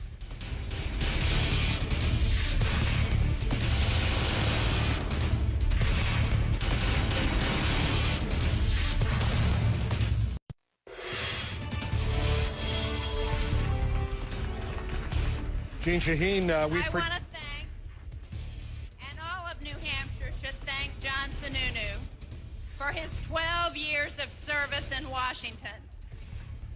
I also, thank you, yes. Jean Shaheen, the former Democratic governor of New Hampshire, congratulating herself, in effect, for winning this New Hampshire Democratic, the Senate seat in New Hampshire. That's a pickup for the Democrats. She defeated, according to our projection, the incumbent Republican John Sununu. She thanked him for his service, and now she will go forward and eventually be sworn in as the next United States Senator from New Hampshire. And that's the fourth Democratic pickup. It brings their numbers now up to 55. 55 Democrats and 2 independents who vote with the Democrats in the U.S. Senate. We're watching all of these races very closely.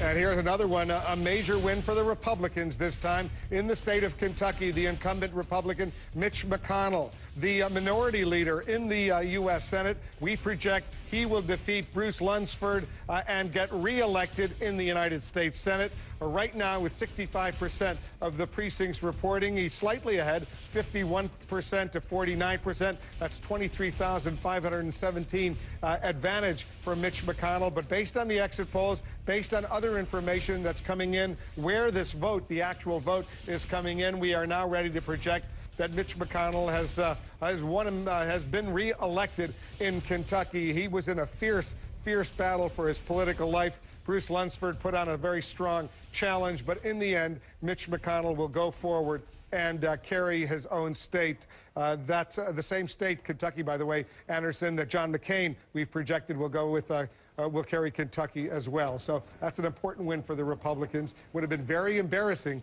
for them if their leader in the Senate would have gone down, just as it was very embarrassing for the Democrats when Tom Daschle, who was then the Democratic leader in the Senate, when he was defeated in his bid for re-election. It would have been a tough loss to them, but it is not a loss. It's in the win column for the Republicans, something to, I guess, hold on to tonight. Yeah, well, I think it was Jeff was saying he's a tough guy. He is a tough guy, but when the going gets tough, you know, it's going to be even tougher for him. That was an essential win. We had to win that one.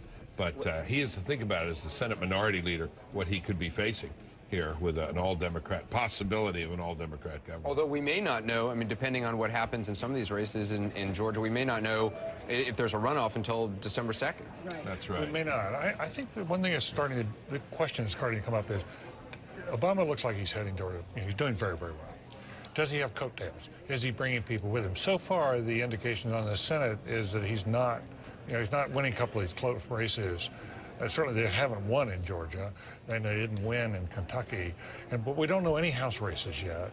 So I think, over the next 2 or 3 hours, one of the questions we're going to be asking is how much is coming with him. And the coattails is important, what, to be able, in terms of governing, in terms of influence? It's extreme. Go back to your question of earlier today. Right. What does it mean for leadership? It's extremely important. Reagan was the last president who brought a lot of people with him.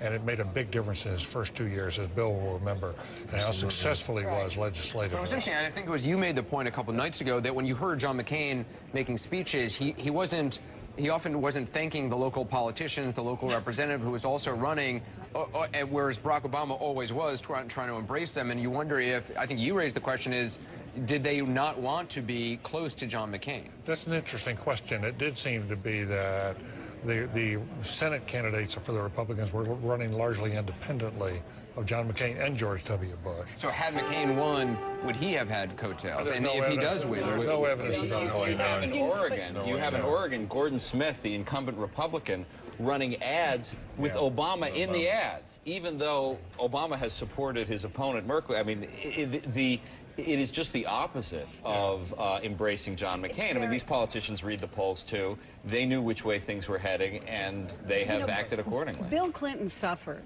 because he didn't have any coattails, because he won with 43% of the vote, and everybody else in Congress ran ahead of him. And so they didn't owe him anything. If Obama were to win and he were to bring in a lot of people, particularly folks in the South, conservative Democrats, they would owe him. Conservative Blue Dog Democrats would owe him, and they, he might be able to cut a path there for some reconciliation between right and left and get something done. Well, I think the bottom line is there's still a lot we don't know yet about the outcome of this and what it looks like. And one of the questions is it going to, are there going to be coattails? Another question is going to be, can Obama win a couple of these southern states? We still haven't heard North Carolina, Virginia. Those are still outstanding. He still has a real chance to win those things, so that would be huge. We have another projection to make. Let's pause for that.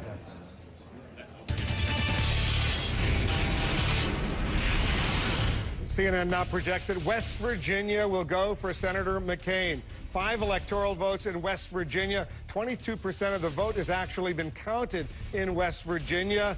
53% so far for McCain, 46% for Barack Obama, 11,240. That's the advantage he has. But based on our exit polls, based on the actual numbers that are coming in, where they're coming in from that state, it's another win for Senator McCain. The 5 electoral votes from West Virginia going for Senator McCain. Senator McCain, however, is not doing well in several other states, and a big loss for him. Earlier tonight, we projected Pennsylvania going for Senator Obama. That's a major setback. I want to go out to Senator McCain's headquarters right now, at least on this night. Hank Williams is performing at the Biltmore Hotel in Phoenix. Eventually, Senator McCain's going to be there. Let's listen in briefly to Hank Williams. Pretty, it didn't take me long to learn that I was born to boogie. When I was 18, I went to Hollywood. I met Elvis and Marilyn and Johnny B. Good. I got the Guitar Tech, California sun, red Cadillac, having too much fun. All right, there's Hank Williams. We're getting close, very, very close to a major projection, so stand by. We'll take a quick break. CNN.com. You want to go check all the numbers there, a lot of other information. Stand by for a commercial break, and then I think we might have a big projection coming up. We'll be right back. I make a movie star too. I told him mama didn't raise no fool. I don't want your money and I don't want no movies. I can tell you I was born to boogie.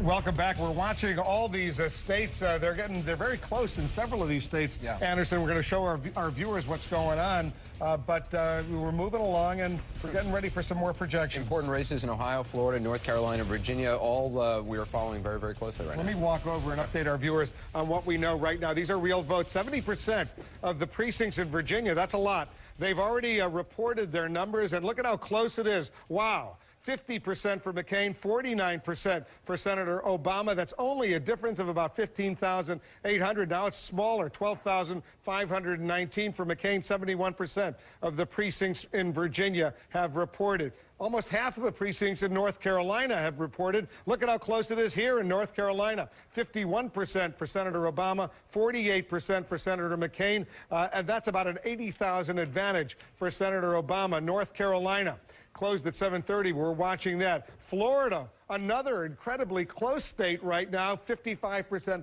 of the precincts have reported. 51% for Barack Obama, 48% for John McCain. That's not much of a difference, only 170,588 votes in Florida. That's a big prize, 27 electoral votes. And in Ohio, 15% of the precincts have reported. 56% so far for Senator Obama, 43% for Senator McCain. That's a lead of almost 200,000 for Senator Obama in Ohio.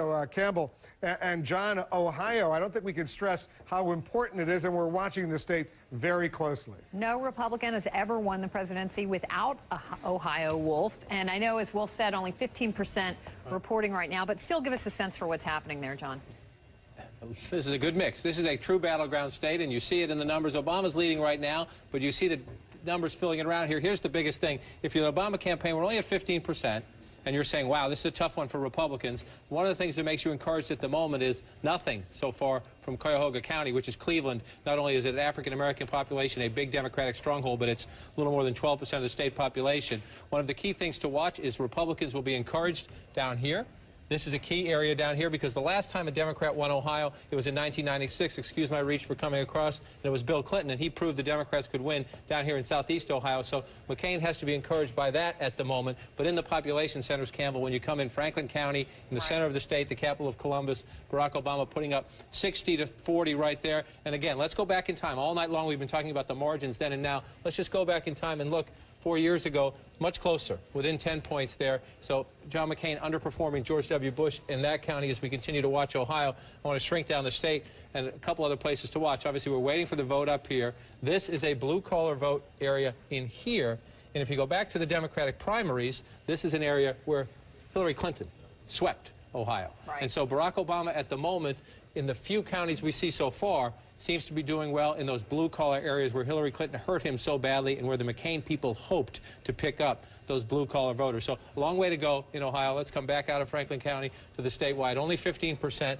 A long way to go. This is a place where there have been some hemming and hawing over long lines and ballot access and the like, so we'll let the numbers come in. But so far, for the Democrat to be ahead in the early count is something we haven't seen in a while. Let's go to Pennsylvania. I know as we wait on these numbers to come in, but the economy, huge issue in Ohio, very similar in Pennsylvania. We've called Pennsylvania for Obama now, but we talked about it to death beforehand. Walk us through what happened. And another very key point, if you look so far, 26% of the state in, Barack Obama with a sizable lead, 2-1, 66% to 33%. What's missing? What's missing from this map is any red at the moment. Some of this out in the center when the results come in. I'm just going to hit one center county, only 4%. I think you could bet, and you can bet by the end of the night, this is blue because the state is blue. By the end of the night, a lot of this will fill in red. But here's the key thing. Remember after the primaries, everybody said, can Barack Obama win down here? Right. Why do I raise the question? Because let's go back and look at the Democratic primaries. Scranton, Allentown, Bethlehem, Reading, blue collar, the old steel industry right in here. Hillary Clinton trounced Barack Obama here. This is where McCain said, we're going to find Democrats, Hillary Clinton voters, and we're going to get them to vote for us. But if you come forward to where we are now, and you look at the race now, results still coming in, only 26%. But you go into these counties, 55 to 44. That's fine for Barack Obama. In Allentown, 60 to 40. He is proving in the end that he could deliver the blue-collar votes he lost in the primary. One more quick footnote. I talked at length to Senator Bob Casey, a big Obama supporter in Pennsylvania last night. He said if he was worried about anything, it was over here. Allegheny County and in southwest Pennsylvania, 61 to 38. Those worries obviously overstated. 54% of the vote coming in here. If these numbers... That's why we called the state, Campbell. I want to show something real quick. Now, we'll see that some of this will fill in red. This is probably not fair to the McCain campaign, but look at all this blue now. George Bush narrowly lost the state 4 years ago. Right. That was all red. Barack Obama is overperforming John Kerry almost everywhere we look, and John McCain is underperforming George Bush almost everywhere we look. All right. Very big projection we are just hearing now. Let's go right back to Wolf. Wolf. Ohio. CNN now projects the state of Ohio will go for Senator Barack Obama. Look at this. 20 electoral votes. Barack Obama desperately was anxious for Ohio. And as we say, we've said it many, many times, no Republican has ever been elected to the White House without Ohio. And now this Democratic presidential candidate will carry the state of Ohio. That's a huge, huge win, like Pennsylvania. But even more important, because Pennsylvania has gone Democratic in recent contests, including 4 years ago and 8 years ago, despite Republican wins. Ohio, much more important for Barack Obama right now, with 16% of the actual vote now in. Obama, 55%. McCain, 43%. 55-44, it's just changed. Almost 200,000 advantage with 16% of the win in, but it's a huge, huge win. Suzanne Malveaux is over in Chicago at Grant Park. They must be, they're just going to be getting word, Suzanne, about Ohio, but you know how many times you and Senator Obama visited Ohio, and it's clearly paid off. It was a critical battleground state for Barack Obama. You can imagine people very excited about learning this news. There has been no Republican who captured the White House without getting Ohio, and that is why there were so many trips that we took time and time again with Obama, going to those areas, trying to win over those critical working class voters, as you had said and noted before. Hillary Clinton very much doing well in that state. Well, Barack Obama clearly making some inroads there. Want to give you a sense of what we're looking at here. Thousands of people who've gathered here at Grant Park waiting for Barack Obama. He and Michelle, as well as the family, have been watching the results come in. They are very excited. They are very encouraged by this. You have media from around the world that are paying attention to this moment. Thousands of people here who are anticipating an Obama win. Clearly, the race is not yet over, but there is a lot of anticipation, a lot of excitement that it is going clearly in his way. We expect Barack Obama to be here. Later in the evening, he will deliver a very significant speech, as you can imagine, Wolf, at a podium in front of 25 American flags with unprecedented security and thousands of people here, Wolf, waiting for his arrival, and they anticipate his victory. All right, Suzanne, thanks very much. Candy Crowley's also been covering the Obama campaign. She's also in Chicago right now. This win in Ohio, Candy, how big of a deal? Give us some perspective, and you understand this as well as anyone. How big of a deal is this for Senator Obama? Well, it's a big deal for Senator Obama, but remember, this is a campaign that saw several routes to victory. They saw several ways to add up to that 270 electoral votes. So while this is a big win for him, it is probably a bigger loss for John McCain at this point. Certainly, Ohio makes that 270 a lot easier for Barack Obama, but it makes it much, much harder for John McCain, Wolf. And let's go to John McCain's headquarters out in Phoenix, Arizona right now. Dana Bash is there. Dana, this is obviously very disappointing news for Senator McCain. Pennsylvania first, now Ohio, and like Candy and Suzanne, you travel to those states a lot. A lot, and you know, it is absolutely crushing for John McCain, this news. I got to tell you, in following John McCain throughout Ohio, last week in particular, we spent 2 whole days there riding a bus through pretty much all of the state. At every single stop, Wolf, he would tell people, I know my history. And the history is that no Republican has ever won the White House without winning this state. He knows what this means historically, and given the way the other states have gone, that this is very, very tough for him. So there's no question that realism has, we talked about realism before, now reality really is setting in inside the McCain campaign. You know, McCain is actually on his way here, Wolf, but I can tell you, I spoke to a source who was with him in his residence here in Phoenix earlier, and as you can imagine, in talking to the source, the mood was not very good. They were still holding out hope at that point that Ohio was potentially going to go their way. They were still looking at other states that have not been projected, like North Carolina, but the mood was not very good, even though he does have his good friends around, like Senator Lindsey Graham, Senator Joe Lieberman, to keep him, to try to keep him upbeat. Wolf. Dana, do the folks in that room at the Biltmore Hotel in Phoenix where you are, do they know about these projections that we're making? You know, they don't. This has been a fascinating dynamic here at the Biltmore. You can see that the music is playing behind me. Hank Williams Jr. has been playing. They have turned off the news. They are not getting this information. Earlier in the evening, when we were projecting, and other networks were projecting the very red states that were going for John McCain, they did put it up, and there were lots of cheers. But since this news has broken about Ohio, Pennsylvania before that, it has not been announced here at all. There's a very solemn feeling here.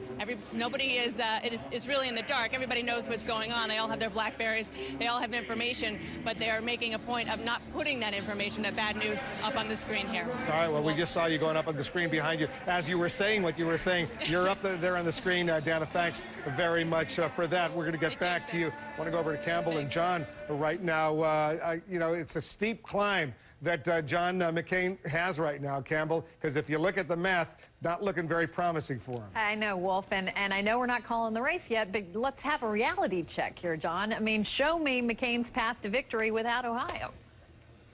Okay, it's very hard. I don't mean to be mean, but this is very bleak at this moment in time because, you know, Abraham Lincoln did it. There was one Republican, but not in modern times as a Republican won the White House without Ohio. I'm going to leave these states alone at the moment, although I will say this. I think we haven't called it yet, I don't believe, but let's give John McCain West Virginia, okay? I think that's a safe bet.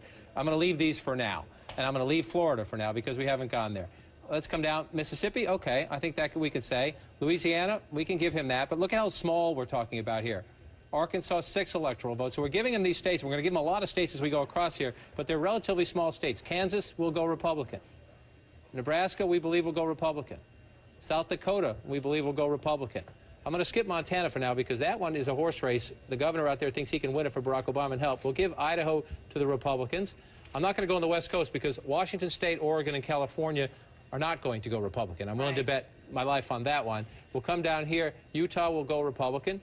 We will assume that John McCain will hold his home state of Arizona, and we assume they will win Sarah Palin's state of Alaska, which we have down there, and of course they will win the state of Texas, and that's the big one left on the board for the Republicans at 34. Now I have John McCain up to 160. Right. He's still trailing Barack Obama after I gave him all of that. To get to victory, Campbell, he has to be just about perfect the rest of the way through. He has to win Colorado, where he has trailed in the polls. We already know that Democrats took the Senate race there. This is a hypothetical. I'll give it to him. I would not bet a lot on that in Camp McCain. Latinos will make up more than 35% of the voting population here. In other states, we know they're voting more than 2-to-1 against John McCain.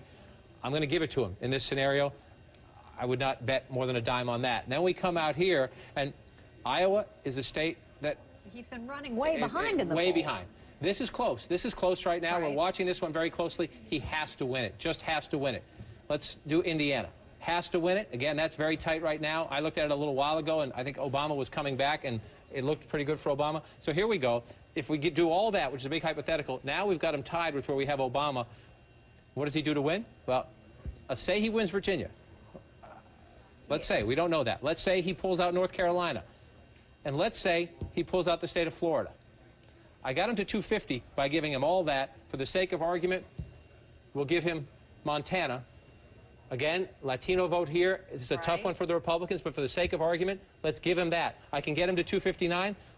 I'm going to tell you right now, Campbell, I cannot see John McCain winning Iowa, winning Hawaii, or winning any of these. So I can't get him to 270. Even if there's a miracle, here, and that goes Republican, we get him to 266. Now, we're going to watch these results come in, and please, God bless you, if you are out here, vote. Vote. Vote. It is but not it is over very yet. difficult. It's absolutely not over, and this has been a strange year, and strange things can happen. But I just gave John McCain a bunch of states where he's trailing right now, a bunch of states that are good Republican states. It is very hard for me, with any credibility, to suggest John McCain is going to win California, Oregon, or Washington. And so even if he sweeps what's left on the board, that's as far as he gets, and that's not enough. And I think that was pretty well reflected in what we saw with Dana at the McCain headquarters event tonight, and with Suzanne Malveaux and Candy out in Chicago. Wolf? All right, guys, thanks very much. I want to show our viewers what we have projected so far on this map of the United States. 194 electoral votes. So far, we've projected for Senator Obama. 69 electoral votes we've projected so far for Senator McCain. Senator McCain, the red states, you see them there. Senator Obama, the blue states, you see them there. The yellow states, these are states where the polls in those states have closed, but we have not yet been able to make a projection in those states. These other states, these white states out here, they have not yet closed the polls in those states, although at the top of the hour at 10 p.m. Eastern, they're going to be closing more of those states. We're going to have a lot more of our coverage. Remember, if you want to be John King, you can do it. You can go to CNN.com and play around. See if you can come up with a formula that would bring Senator McCain to 270. The needed number to be elected president of the United States. You can go to CNN.com and figure it out if possible. Stay with us. Our coverage continues after this.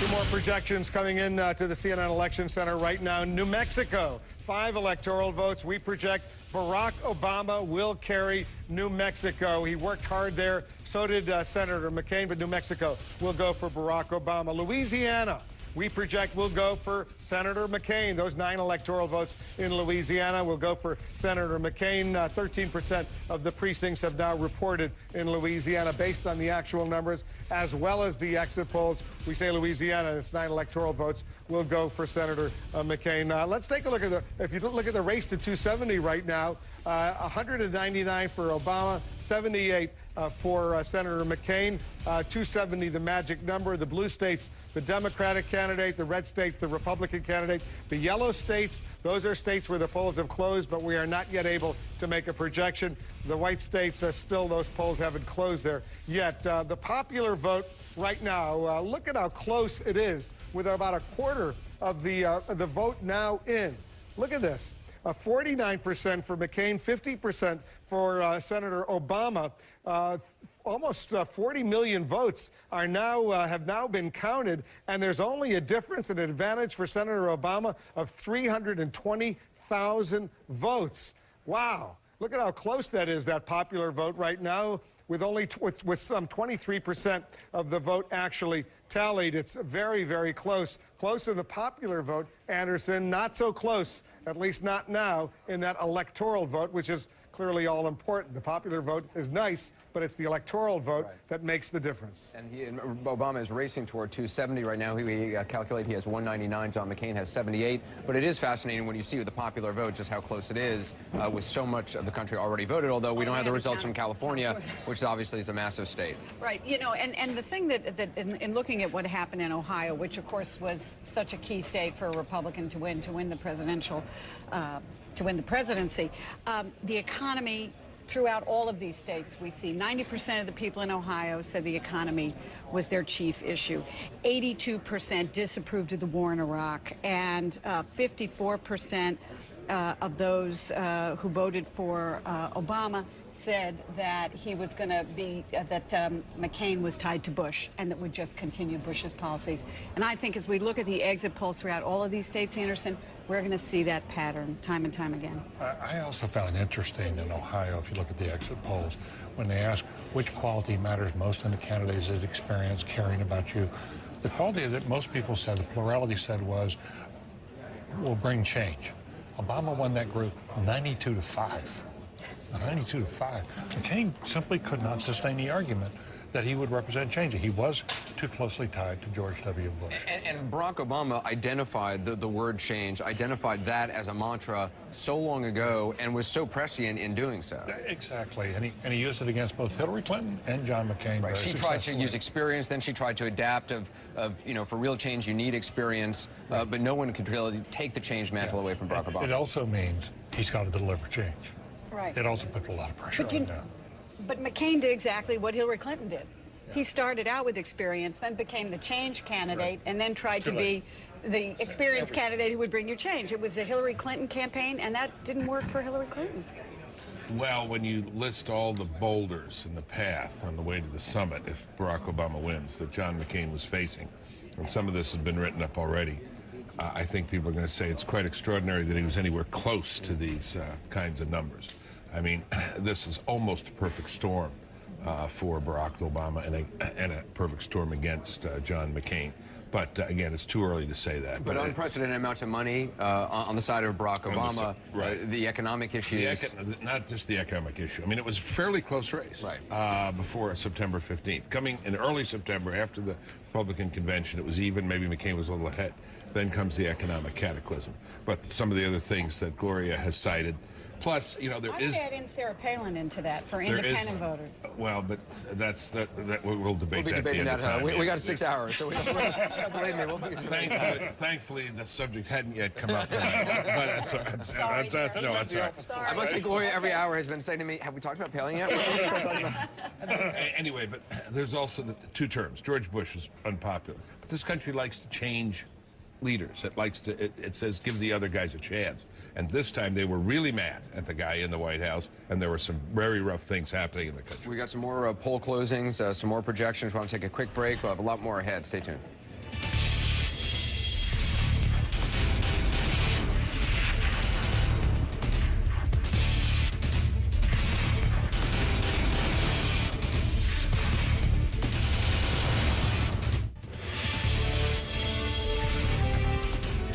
All right, in a few minutes, 4 more states will be closing. 20 electoral votes at stake: Iowa, Utah, Montana, and Nevada. We're watching that, and I think we're going to have some projections. It's been a very exciting night. There's still a lot to go. I want to talk more with our panel back here. We were talking about it a little bit during the break, David Gergen. When you see the two campaign events that we were watching, the Grant Park event that the Obama campaign has in Chicago, and you have the McCain campaign event at the Arizona Biltmore, and you see them side by side as we're about to show our viewers, it tells a story about this campaign. It tells a story about what has been happening out there. It is. Symbolically, I think it sort of captures the story, because one has this solemn mood. In fact, we saw what almost seemed to be a choir or something out there a little earlier tonight, you know, that it was sort of the final rites or something. Whereas this excitement in Grant Park, which is in itself so symbolic. I mean, Grant Park is where the Democratic Party fell apart in 1968 with the Chicago police. And here now it's a site for a celebration for many Democrats. They'd like to think this is the renewal of the Democratic Party. If we're able to show those pictures, by the way, it would aid our discussion, but go ahead, Roland. But also in Chicago, that's where Lollapalooza is held, the music festival. So, you know, when you had these rock stars who had their major concerts, that's the park they held him in. And so he's capturing this whole sentiment. It was also interesting throughout this campaign. Isn't it amazing? When Obama started having... They're doing a little more. When Obama started having, they probably heard you saying, like, spice it up, David. When Obama started having, you know, 15, 20,000 people rallies, we were kind of like, oh, okay. Well, at the end of this campaign, I mean, 100,000 in Missouri, then 200,000, you know, total in a couple of cities in Ohio. Just amazing. How surprised do you think the Obama campaign was early on by I mean, some of their supporters and critics have said that it wasn't just a candidate. They were trying to create a movement. Do you think that they identified that early on as this has the potential to be a movement? You can't take the romance out of American political life either. I mean, it really is true. These American people like to fall in love a little bit with their candidate. He captured a lot of people's imagination. He really did, young and old, white and black. And that was a kind of magic for him. There's no question about it. Used the phrase, the real America, to talk about rural America. And I think one of the things we're seeing here is those crowds at the Barack Obama rallies that are racially diverse, that are gender diverse, that are economically diverse. That's the real America. Well, I read something online, someone saying today that the McCain campaign made the mistake believing that Joe the plumber was America, but that the face of America has changed. Did they not realize that, or is that incorrect? I think it's a different America that Barack Obama understood. It is the passing of the torch. It is a new electorate. It is a more diverse electorate. It's a younger electorate. And Joe the plumber appealed to a certain part of the electorate that is shrinking, not growing. And it was insulting by the McCain people to suggest the other parts of America aren't the real America. It was insulting. Well, we'll see. I'm sorry, gotta go to Wolf. We'll see if America's changed. Is it still a center-right country? A lot of people.